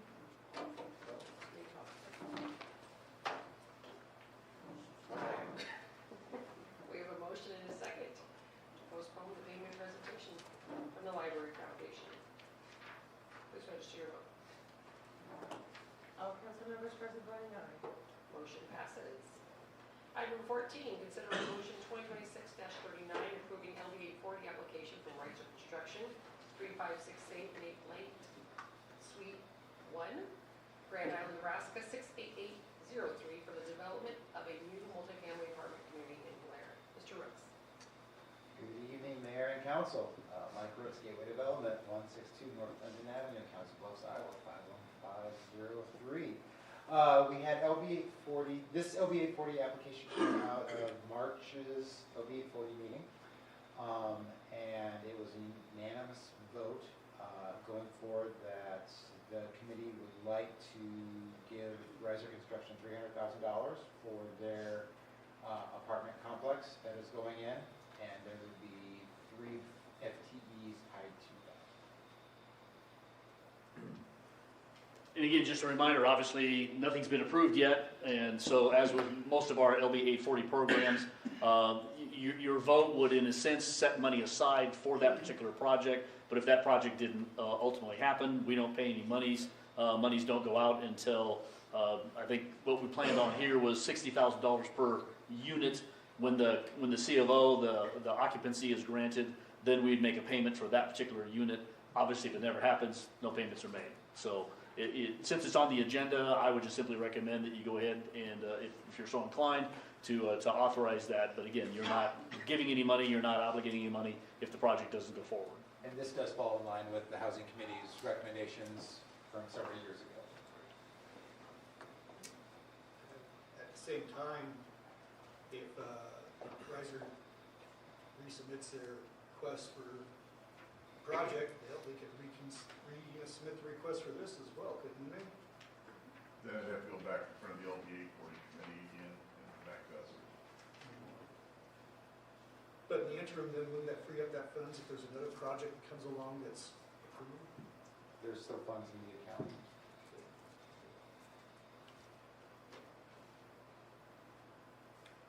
Any other questions for Mr. Rooks? I'm gonna reduce resolution 2026-39. Resolution number 2026-39 was introduced by Councilmember Wolf, approving LD 840 application for Riser Construction, 3560 Lake Street 1, Grand Island, Nebraska, 68003, for the development of a new multifamily apartment community in Blair. Motion to adopt resolution 2026-39 as presented. Second. We have a motion and a second to adopt resolution number 2026-39. Please register your vote.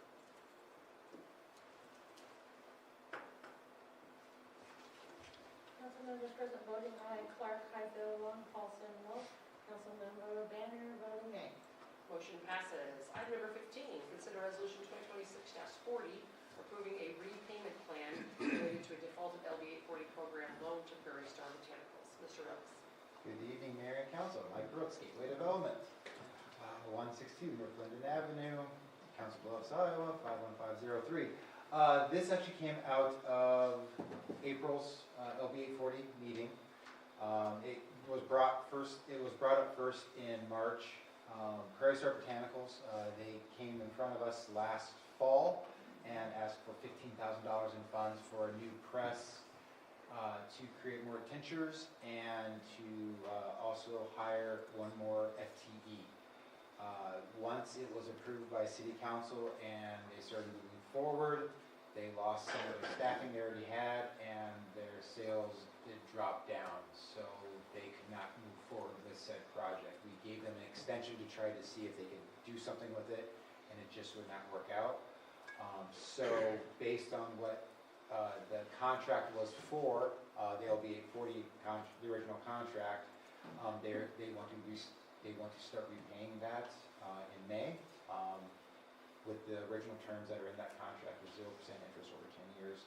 So it's $125 a month for them.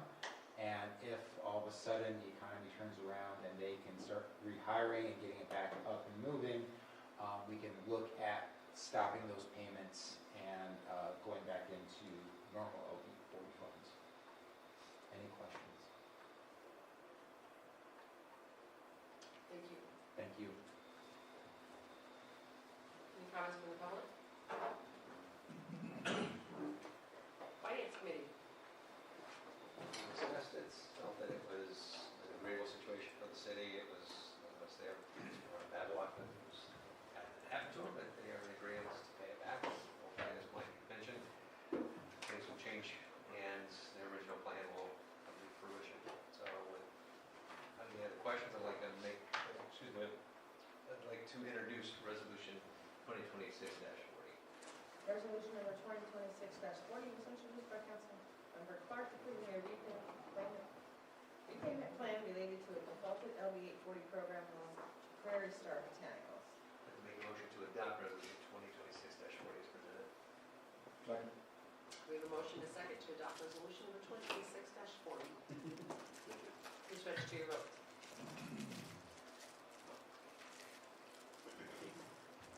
All council members present voting aye. Motion passes. Item number 16, consider resolution 2026-41, authorizing the location of the construction of a new pump track in Spire Park. Mr. Heaton. Good evening, Mayor, Council. Almost good morning. That would be a first, I think, for me anyway. We don't need that. No. All right. So just a few things from the last park board meeting. The council remembers there were some grant funds that were raised by Brent Fulmer with the group Thor. They manage all the bike trails up at Black Oak, the mountain bike trails. There were funds in there to do a bike pump track that we approved, I guess to kind of reissue those for a bike playground. The initial phase of that was to do kind of a study of different sites around town. So we looked at 4 different parks, all with pros and cons, and there's a scoring sheet Lions Park that you guys could look at. In the time we took to get kind of through that initial study, we had some other things come up. We had an idea of a wiffle ball court, a field, being added on to the sports complex, which would go in Simmerman Park. We felt that there was already a lot going on at Lions Park with the depot. We have some events there, so we didn't really want to lose all the green space there. Generations Park, it's a new park. We kind of wanted to leave that a blank slate for a future playground, and then also just having green space for concerts and things like that. So ultimately, staff recommended, and the park board agreed, to put it at Sire Park. I think I got a slide here. We're looking at the area kind of north of the existing playground and parking lot, the restroom building. We got the skate park on the other side. We looked at the area by the swimming pool, but ultimately decided to leave that alone. If and when we'd ever do any work with the swimming pool, we didn't want to, 5 years from now, go, dang, we shouldn't have put that there, room for a water slide or what have you. So the funds are there now to work on this area. The next steps would be the firm that we're working with will do a full design and get this playground ready for a shovel-ready project. But we're just seeking the council's blessing to use this spot at Star Park that the park board recommended. Any questions for me? What is a pump track?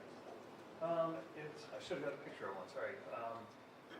My understanding, it's a kind of a bike playground pump track that is a place for mostly younger kids to get the feel of going through obstacles.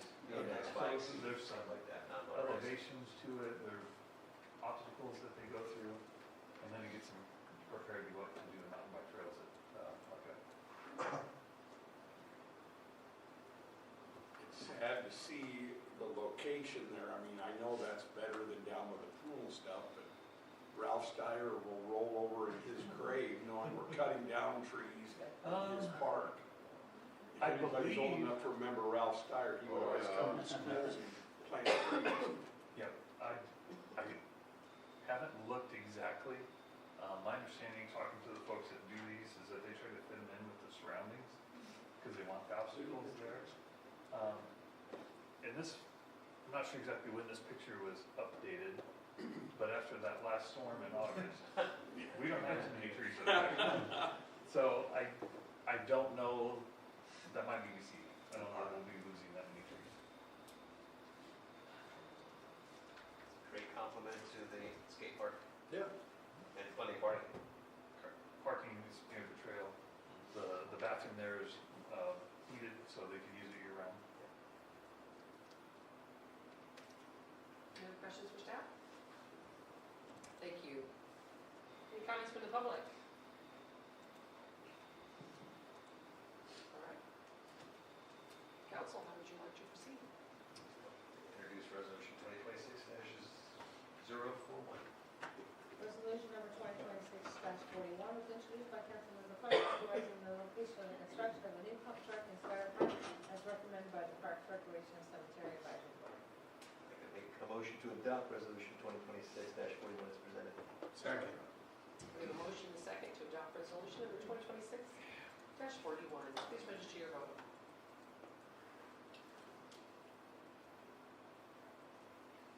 All council members present voting aye. Motion passes. Item number 17. Consider ordinance 2614 amending Chapter 8, Article 1, Section 8-108.01 and Chapter Article 3, Section 6-319, 6-319.010203 and 04 relating to tree planting regulations and to update planting standards, spacing, approval, authority, and references. Is that okay, council? Tal? Yeah. Thank you. Read it. Mr. Wheaton? Thank you, Mayor. Yeah. And all of that has been several years since any changes have been done to that. So staff has been working with Strong Towns Group, Jeff with the community development side of things. And then also working with members of the statewide arboretum, the Arbor Day Foundation, to see what we can do to improve our tree ordinances so that, one, it's easier to read, and two, it just kind of simplifies the whole thing. So I'm gonna shut up for a little bit. Kyle's been hanging out here for most of this evening. For those that don't know, Kyle Sheets has worked on is a laborer in our Parks Department. 3 years? Yep. So Kyle actually worked seasonal 12 years ago, something like that, when I first started. So he's been working for the city for a long time. Approached me, probably close to a year ago about wanting to do more.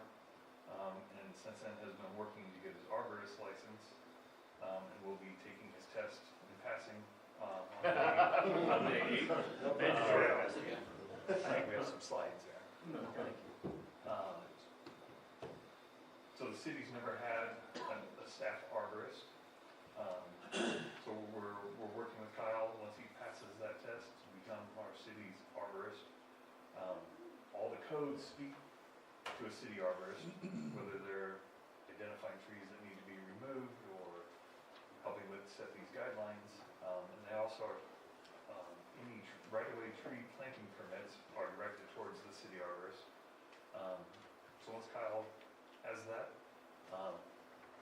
he'll be taking on a few more responsibilities to help the city out. So I'm gonna let Kyle kind of go through the changes, and if you guys ask him any questions, and I'll help him out where needed. Good evening, Mr. Sheets. Good evening. Kyle Sheets, City of Blair, Parks and Cemetery, 401 Park Street, Woodbine, Iowa. So the first one, everything in blue is what we're changing or getting rid of. Try to simplify everything. So we're going to get rid of the list of trees that were approved. So these are all small and medium. And then on this page we have the large ones. We're going to replace it with Plant Nebraska's list of trees. Plant Nebraska will update that as needed, so that way we don't have to constantly be updating it. So it's all through the state. So just trying to simplify everything, and they also list their trees as small, medium, and large, so that won't change anything there. Next is planting of the trees.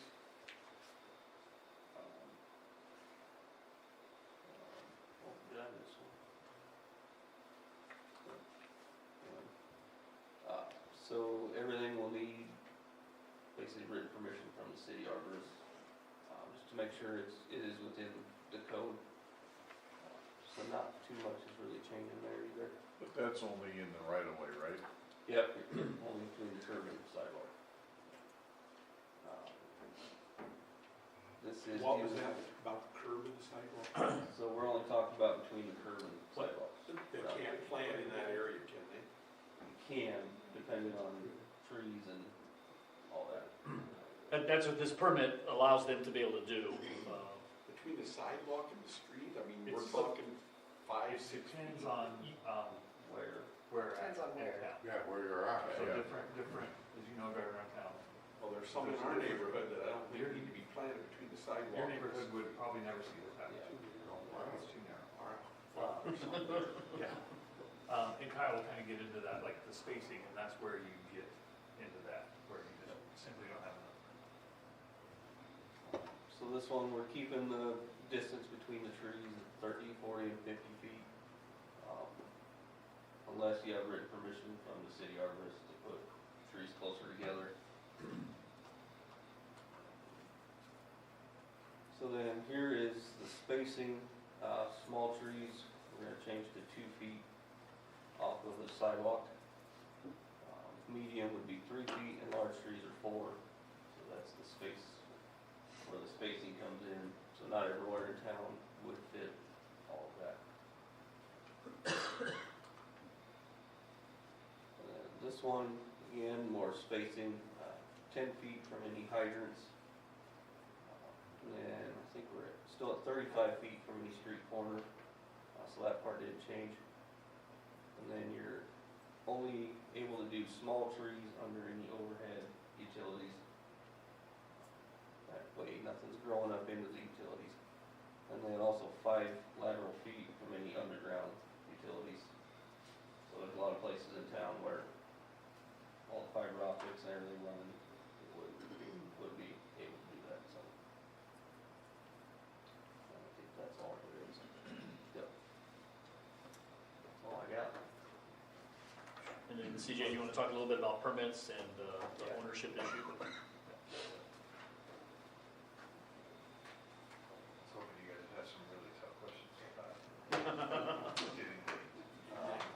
Kyle, by the way, you did a great job last week at the Harvard event at the blackout. That was a really interesting nature walk. And Yeah. Yeah, so as Phil mentioned, the city does have a right-of-way tree permit. I think talking with Jeff, they've typically been handled through Jeff's department. I don't know if you get one a year, you're doing good. But at any rate, as Phil mentioned, those permits are notarized and they're attached to my understanding, to the deeds at the courthouse. So if somebody going forward would approach the city, I want to plant a tree, Rick wants to put one in his front yard, he would fill out the permit. In the right of way front yard. Yeah. Yeah, thanks, Phil. In the right of way. Kyle would review that, okay, if you have, meet all the setbacks, there's no underground utilities, you can put your tree there. You're attaching the ownership of that tree and responsibility to the property. So that in the future, when that tree needs to come down, we don't get a call saying the city needs to come and get the tree out of the front yard. We have a lot of those that have been there for years that weren't permitted. After the last storm in August, we had some big storms this last year. We spent a lot of money taking trees out of the right of way to get them picked up and get them out of people's way. So, we're changing some of these rules, kind of simplifying things. Maybe in some cases relaxing them a little bit to try to encourage more trees to be planted. I think everybody would agree more trees with Tree City USA for 43 years. We did get our approval for this last year. We just had, last Thursday, we had all the Arbor Day stuff. So I think everybody wants to see that. We'd like to see more trees come in. Like I said, this is all these guidelines, Kyle, and overall the changes were based on language that the statewide Arboretum, which is now Plant Nebraska, recommended along with the Arbor Day Foundation. And as Kyle mentioned, that list of trees, rather than us specifying which trees you can or cannot plant, we'll let Plant Nebraska do that, and they manage the list that's updated regularly on their website. So if they feel that too many elm trees are being planted, they'll back off on those, put them on their not recommended list. The same thing we see practical pear trees everywhere right now, they're trying to keep people from planting those, so that list will stay kind of fluid as they see fit. Question? Thank you. Any comments from the public?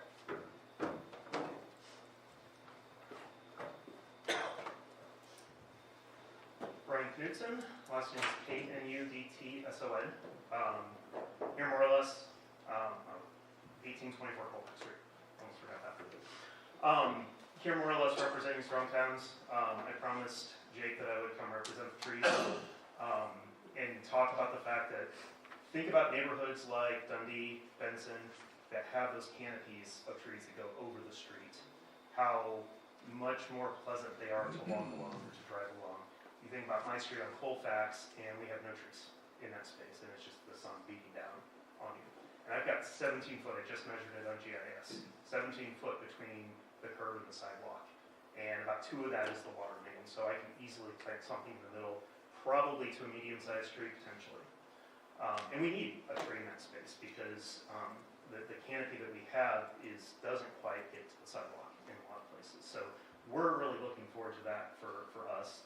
I know Jake Loftus, who many of you have seen up here as well, has been pushing for this for a while as well, because he wants to do the same in front of his yard, and I think he's got a 15-foot gap there too. So I think this is going to be a good beautification of the city. It'll encourage people to plant more trees to replace all those that have gotten lost, as was mentioned. Not a lot of them are getting replaced, and so this kind of gives people an incentive of like, hey, here's a place you can do it. There are lots of programs, thanks to, I think it was the park board, provided some trees that we handed out last week at the Earth Day celebration, Arbor Day celebration, a little bit of both. There are other programs in town to get trees really, really cheap. And so I would encourage people to look into those things and consider, obviously, you're not gonna plant 15 trees on any given property, but we can get a lot more trees going in town with this change. And so this is very positive, it's very in line with what other cities are doing, and hopefully gets us back to being a true tree city. Thank you. Thank you. Any other comments from the public? Having none? I'd like to introduce ordinance number 2614.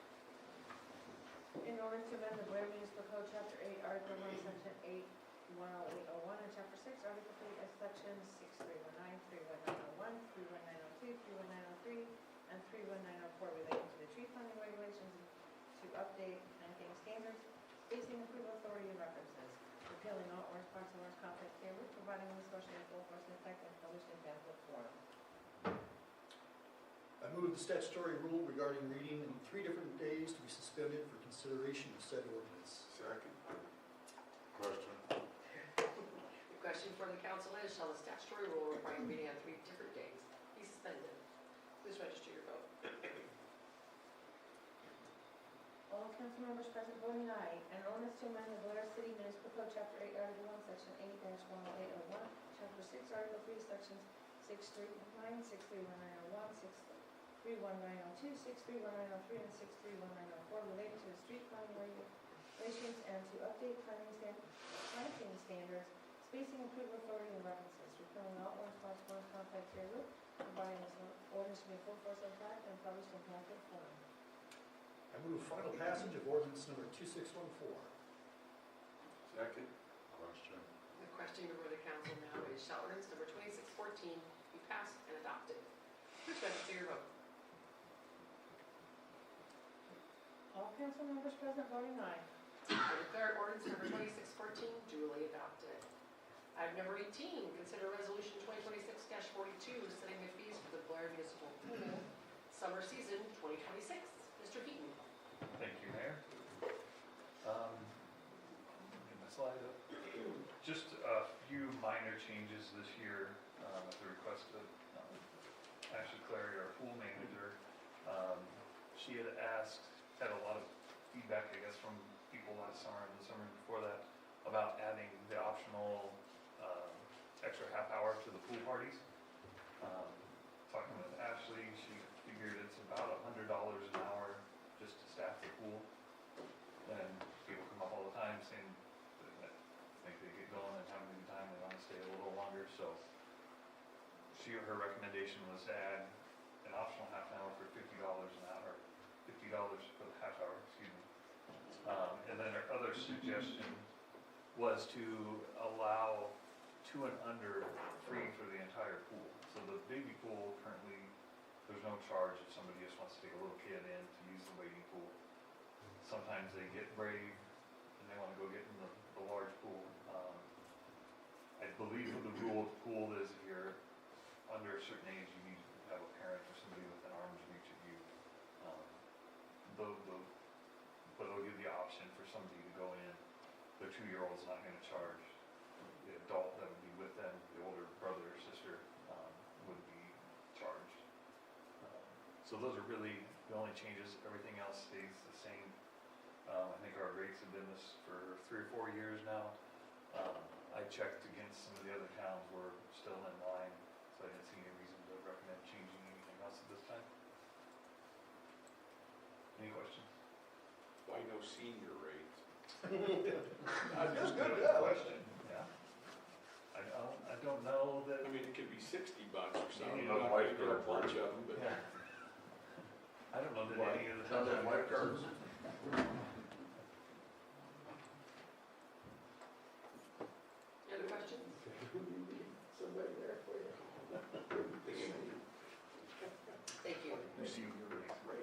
Any comments from the public?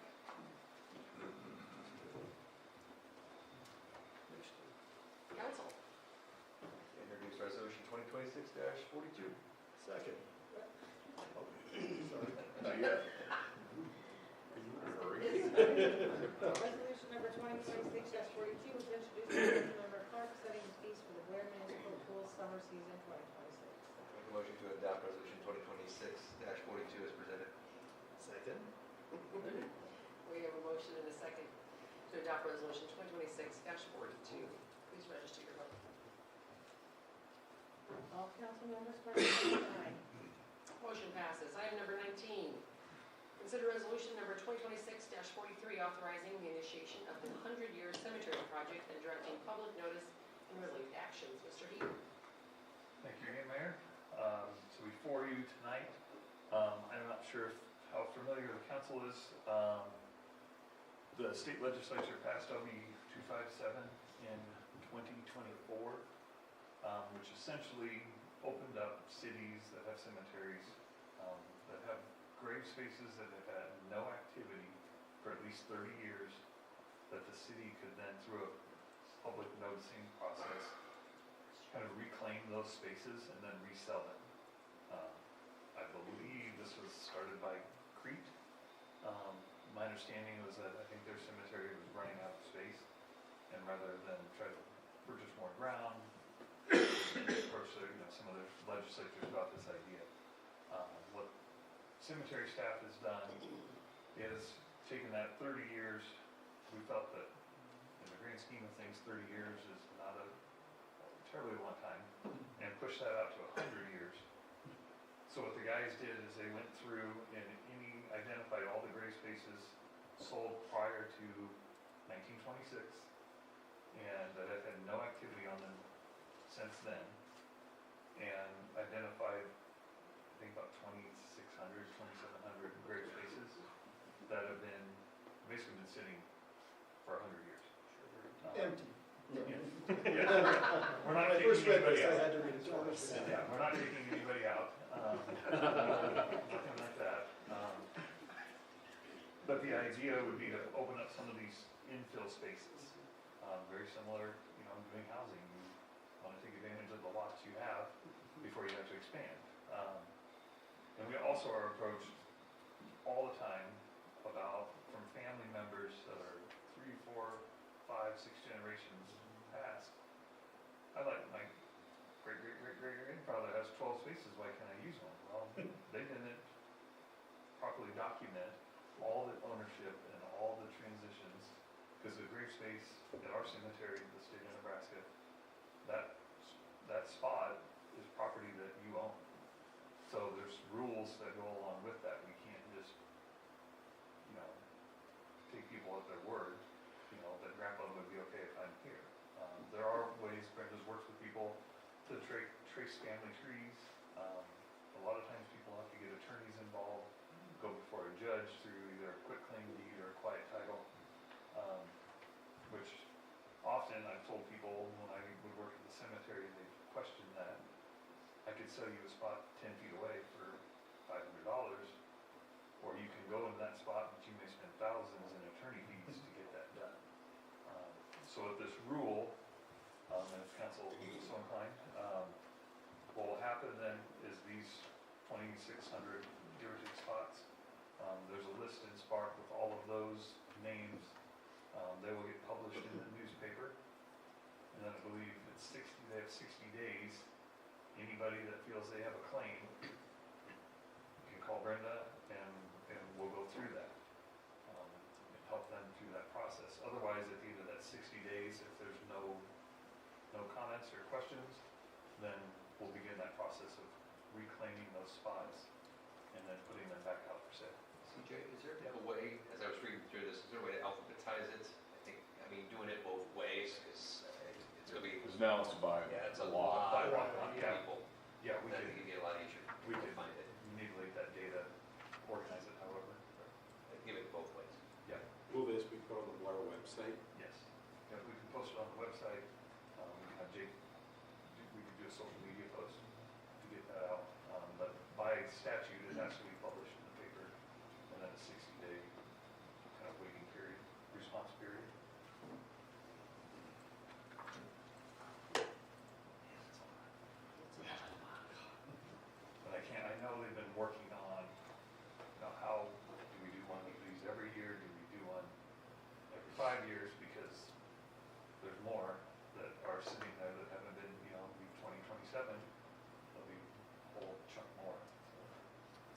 clean fill up these 26. Any other I questions? believe there are currently 10,000, give or take, burials at the cemetery. And about that many with these, about that many open spaces, so we should be able to use these spaces for a while and keep us from having to expand the cemetery anytime soon. I say one for Rick, because he thinks something bad's gonna happen to the pool. I was asking about senior rates. Floaties, Rick. Any other questions for staff? No. Any comments from the public? Having none, council. I'd like to introduce resolution 2026-033. Excuse me, resolution number 2026-43 was introduced by Councilmember Height, authorizing the initiation of a 100-year cemetery project and directing public notice and related action. I'd like to move to adopt resolution number 2026-043 as presented. Okay. We have a motion and a second to adopt resolution number 2026-43. Please register your vote. All council members present voting aye. Motion passes. Fire department, so patient. Item number 20, consider resolution 2026-40. Come on, man. Approving the purchase of a used heavy rescue utility fire truck. Mr. Chairman. All right, Mr. Rounds is up here, but before he talks, let me talk a little bit about money, and I'll let him talk about the equipment.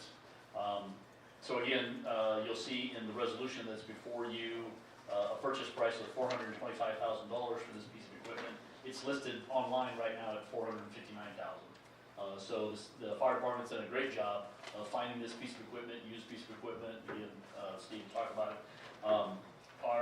Several of our department members have gone out to take a look at it, and so the chief just sent me a text today. We looked at the truck. It's as good as it looks. It will be a great addition to the fleet. Let's move forward, please. They've told us, though, that it'll be another 30 to 45 days before they're finished with the work that they're doing on it for minor maintenance and some things like that. So that gives us a little bit of time to get all of our funding in order. Once we sign the documents, we have to pay 20% down. So at the $425,000, that would be just $85,000 that we'd have to put down. A remainder then of $340,000 would be due upon delivery. If you recall, back in 2024, we took out the public safety bond. Part of that was there's 1.25 million of that 2.45 million safety bond that's for the pumper truck that has been on order this whole time and won't be delivered until the fall of '27. So we've got some time. David, Scott and I are then working with our bond people to find out whether we can use some of our current proceeds for this and not violate any rules, but then move forward also to expand a little bit more money in the public safety bond. It'll be roughly about 18% more than what we borrowed previously. That gets spread out then over multiple years. And again, state statute allows, I think it's 5 or 5.5 cents that we can spend towards public safety purposes without having any public vote or anything like that. So we'll continue to work through that. We'll have an update for you on the finances come May 12th, but we should have enough resources right now to move forward. If you are so inclined, sell them. Sell Sell them. them. Me, this Steve Rounds, ROUNDS, 1334 Prospect. We are wanting to replace the equipment truck that we have now. It's a 1999. So this is a 2014, so we're upgrading by 15 years, and it's a lot better truck because obviously when you go forward like we're doing, the truck we're trying to get is all aluminum body. The one we have it is all metal. You know, back in 1999, they weren't using aluminum that much. So, and right now the equipment truck is kind of jammed, packed full of stuff, and things are kind of just jammed in places. The fire committee saw the truck when we had a little meeting with the city administrator a week or so ago. This is we're not gonna be able to get up in it because we didn't want that this time. This is a walk around. All the cabinets on the outside. We don't have to go up in and go into the truck and get anything out. It will have places for 6 firefighters, will be a captain, a driver,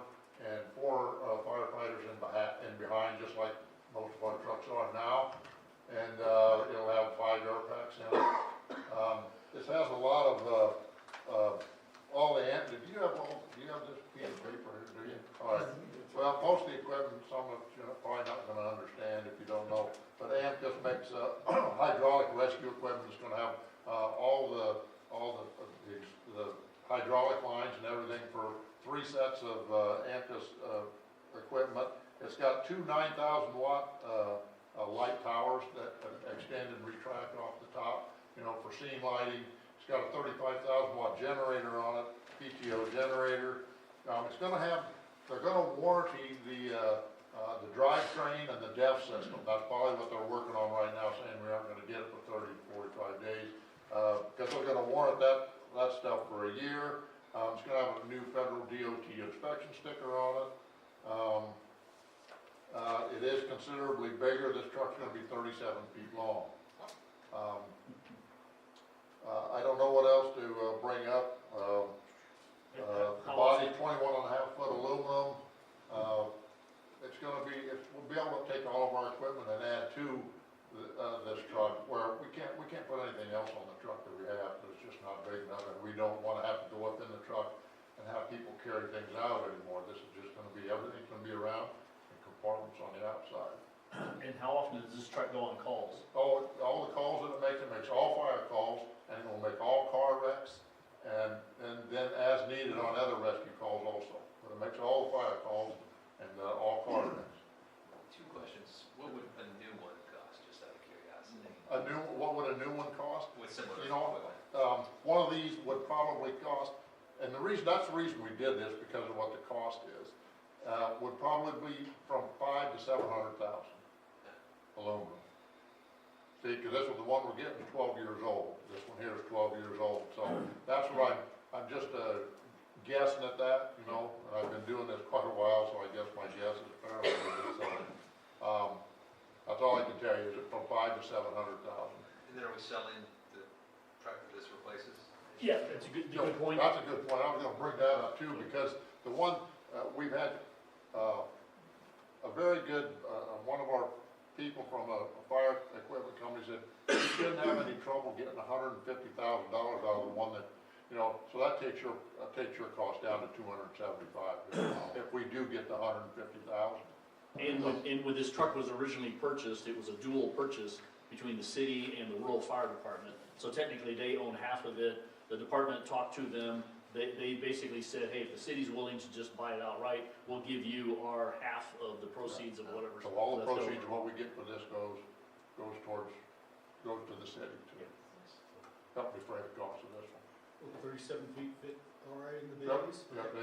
the chief already measured that. I have to now myself. Philip, is this budgeted for? And No, but we've got enough the authority's okay, that public safety bond that I had mentioned, we're gonna have to stretch that out a little bit more. if we did, So that's why Luke and Dave are out there right now. I think they'll be Yeah. home tomorrow.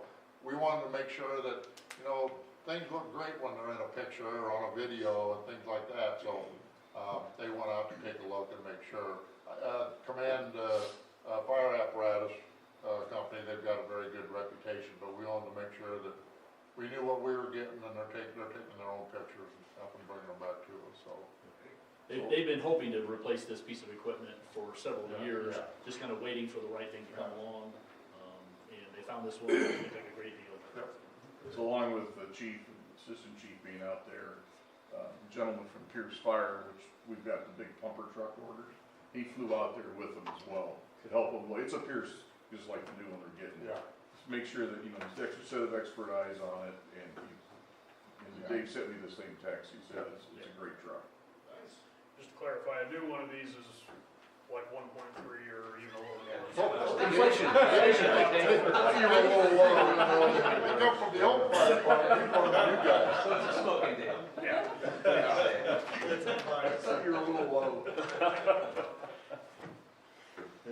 It's late. Any other questions? Thank you. Comments from the public? We met on this, and we set with all the guys and took a tour of the existing truck, and they have stuff they can't even get in that truck, but they need to get in that truck, right? And this makes a lot of sense. They're out there, they got their eyeballs on it, and they think it's in great shape, so. If there's not any questions. It's an offer that's too good to refuse. Rick and I are gonna drive it back. Resolution number 2026-44 was introduced by Councilmember Highfield, approving the purchase of a used heavy rescue utility fire truck. A motion to adopt resolution 2026-044 as presented. Second. We have a motion and a second to adopt resolution number 2026-44. Please register your vote. Pennsylvania. Council members present voting aye. Motion passes. Item number 21, consider resolution 2026-45, authorizing approval of a supplementary purchase agreement with Seoul Medical Corporation for defibrillator, capital equipment, and accessories for the Blair Volunteer Fire and Rescue. Good evening, Mr. Hurtis. Council, good evening. The department has an opportunity to join a buying group through Zoll Medical that will result in a lower cost for the consumable and other equipment for our cardiac monitors and related accessories. What questions can I answer? And reviewing this last night, I didn't see costs. So the first 2 pages is all the wonderful legal language. The last handful of pages is the pricing that they are providing.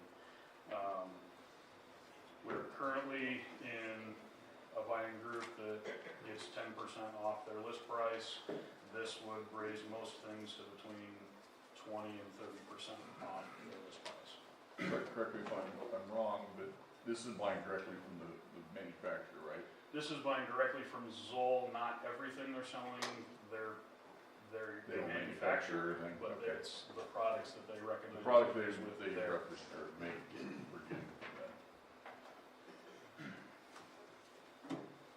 Who's buying it? What, the local guys around here, Well, so we're currently buying through another vendor. Yeah.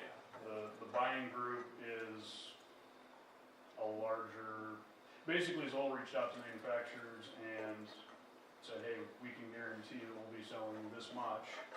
What pricing can you give us? This is part of that group.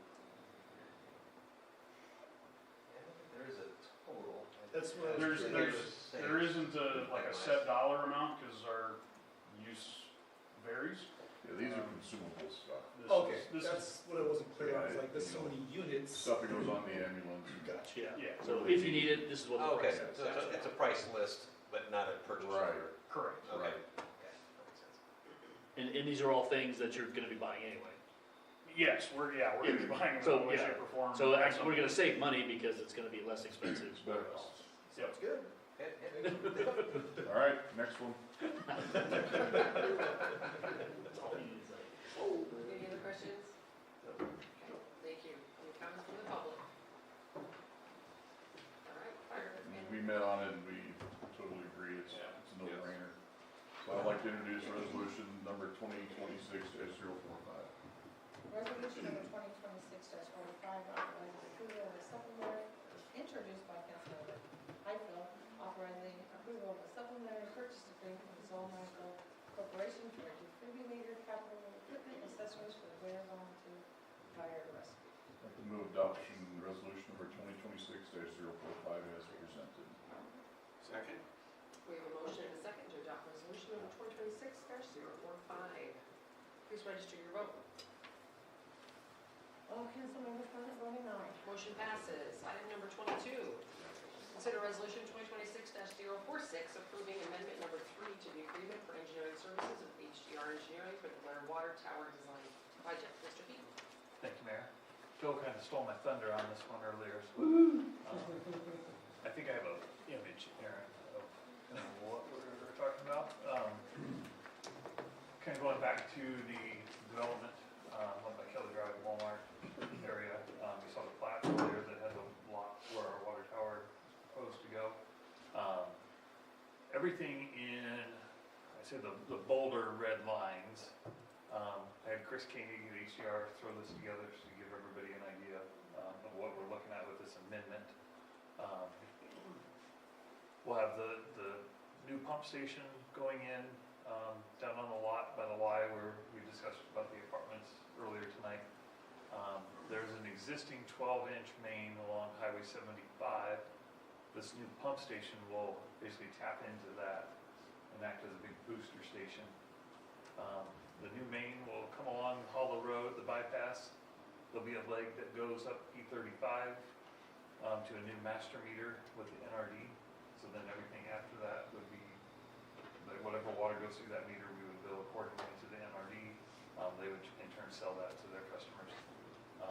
And then there'll be a new 12-inch main along Hollow Road. As you saw on the plat earlier, there is right-of-way for Kelly Drive, but it was never, for various reasons, punched through to the new bypass. As Phil mentioned, what's in this amendment with HDR is some very preliminary work to get that grade to a constructible level. Not at this point, what we're not looking at getting it necessarily ready to pave it, but it would be ready, all but ready to get it done. This is the design. Yep, the design to get the grading down, with enough room to give us some options if we needed to do something to this future development area, whether that's a roundabout, a T intersection, Cloverleaf interchange, what have you. We wanted to set ourselves up for the future. And then as Phil mentioned, the new water main would parallel the 12-inch coming off the south reservoir. And then Chris has got this roughed in here. But as we talked about with that plat, the idea would be that our water line would follow their streets and be in the right-of-way. The folks that are building homes there will be able to tap into it, and that is part of our compensation in exchange for the lot. So then that line would tie into the new water tower. We would likely run a leg, down the right-of-ways to the ends of those new proposed streets. So in the future, if we ever needed to go further south, or I believe on the plat, there's a road just north of the water tower that could go into this new development. We would likely have a 12-inch stub kind of ready to go there, so that the next development that comes in, they can just tap into it and go. So that is what all that HDR has proposed in that third amendment. And then there's also some work in there to help, again with SRF funding. And then Chris Keening has been up a couple times and met with Caleb, the engineer on that development, for making sure that we're coordinating timing. We're gonna have geotech reports to do, also prep work on the water tower. So that the cost for the amendment is not to exceed $82,300. So the total engineering for the design, we'd be up to $242,950. If we use every bit of it. And paid through the water fund. Correct. Yes, these monies were all budgeted. Water tower didn't look like they were. Yeah, I mean, right now, we're kind of looking at that, having that same kind of design as the existing water tower. There are options being floated out that the bowl could have some kind of artistic corn kernel. I know there's towns, Strawberry Plain, Iowa has a big strawberry. Do we want to do something like that or not? I believe right now the design that HDR is working is just a standard water tower. We talked about minimal lighting, so it would be a little different feel than the one that's on the highway. I feel the one on the highway is, welcomes everybody to Blair. It's kind of a billboard, if you will. This being more in a residential area, we'd probably just do minimal lighting that FAA requires that somebody doesn't hit it. Can you make tall enough above the hillsides to see it from a distance?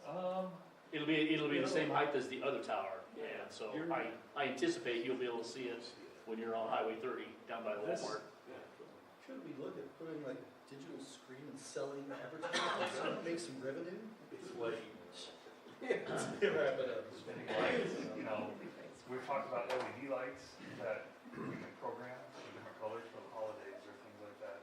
This tower from base to the top would probably be 10 or 20 feet taller than the existing one. But when you get done, those bowls are going to be the exact same height, even though they're a mile apart. Should make a neat landmark for that housing development. Yep. Yeah, you don't need Google, you just tell them I live under the water tower. Yeah. questions for me? Thank you. Any comments from the public? Water and Sewer Committee. We did meet, and we did talk about this, and we recommend, so I'm gonna say, I'd like to introduce resolution 2026-046.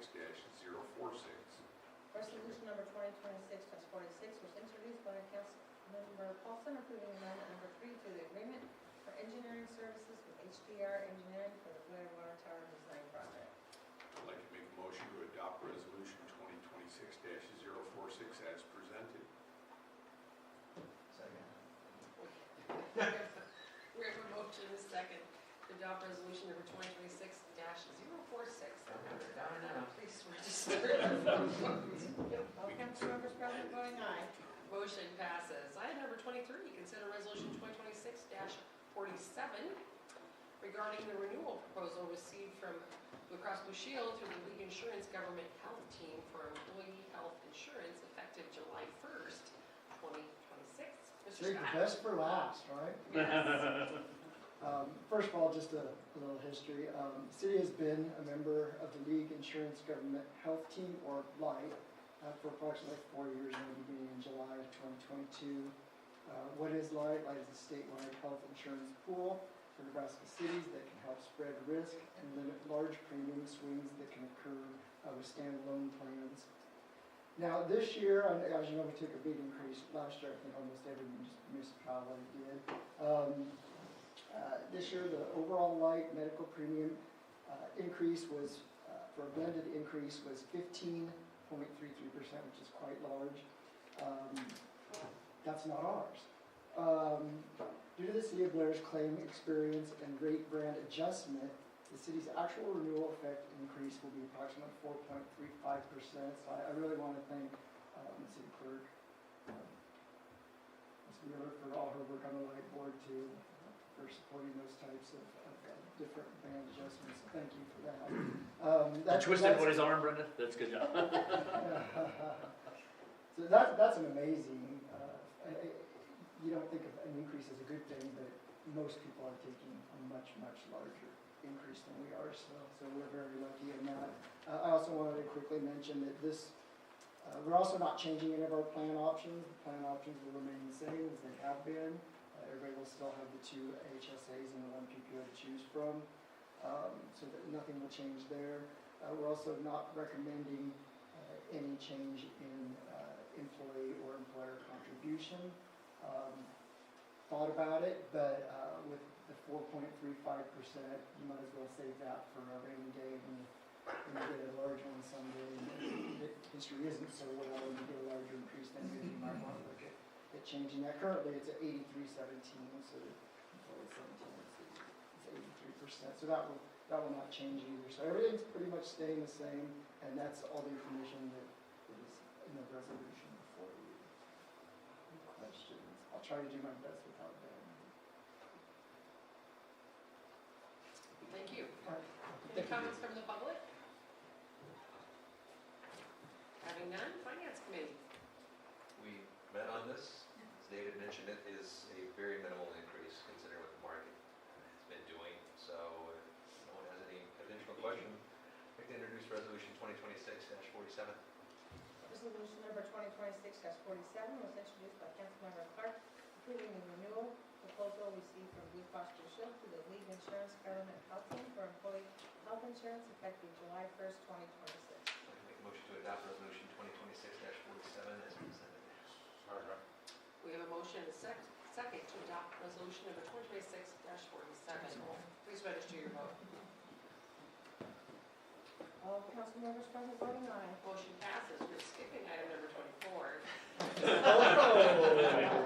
I had a speech ready, but I can't. 3 minutes. No, nothing. Oh, Unless you have any okay. questions. Any questions? All right, thank you all. Yeah, no, I'm done. Thank you. Thank you. All right. I propose a motion to adjourn this meeting of the Blair City Council.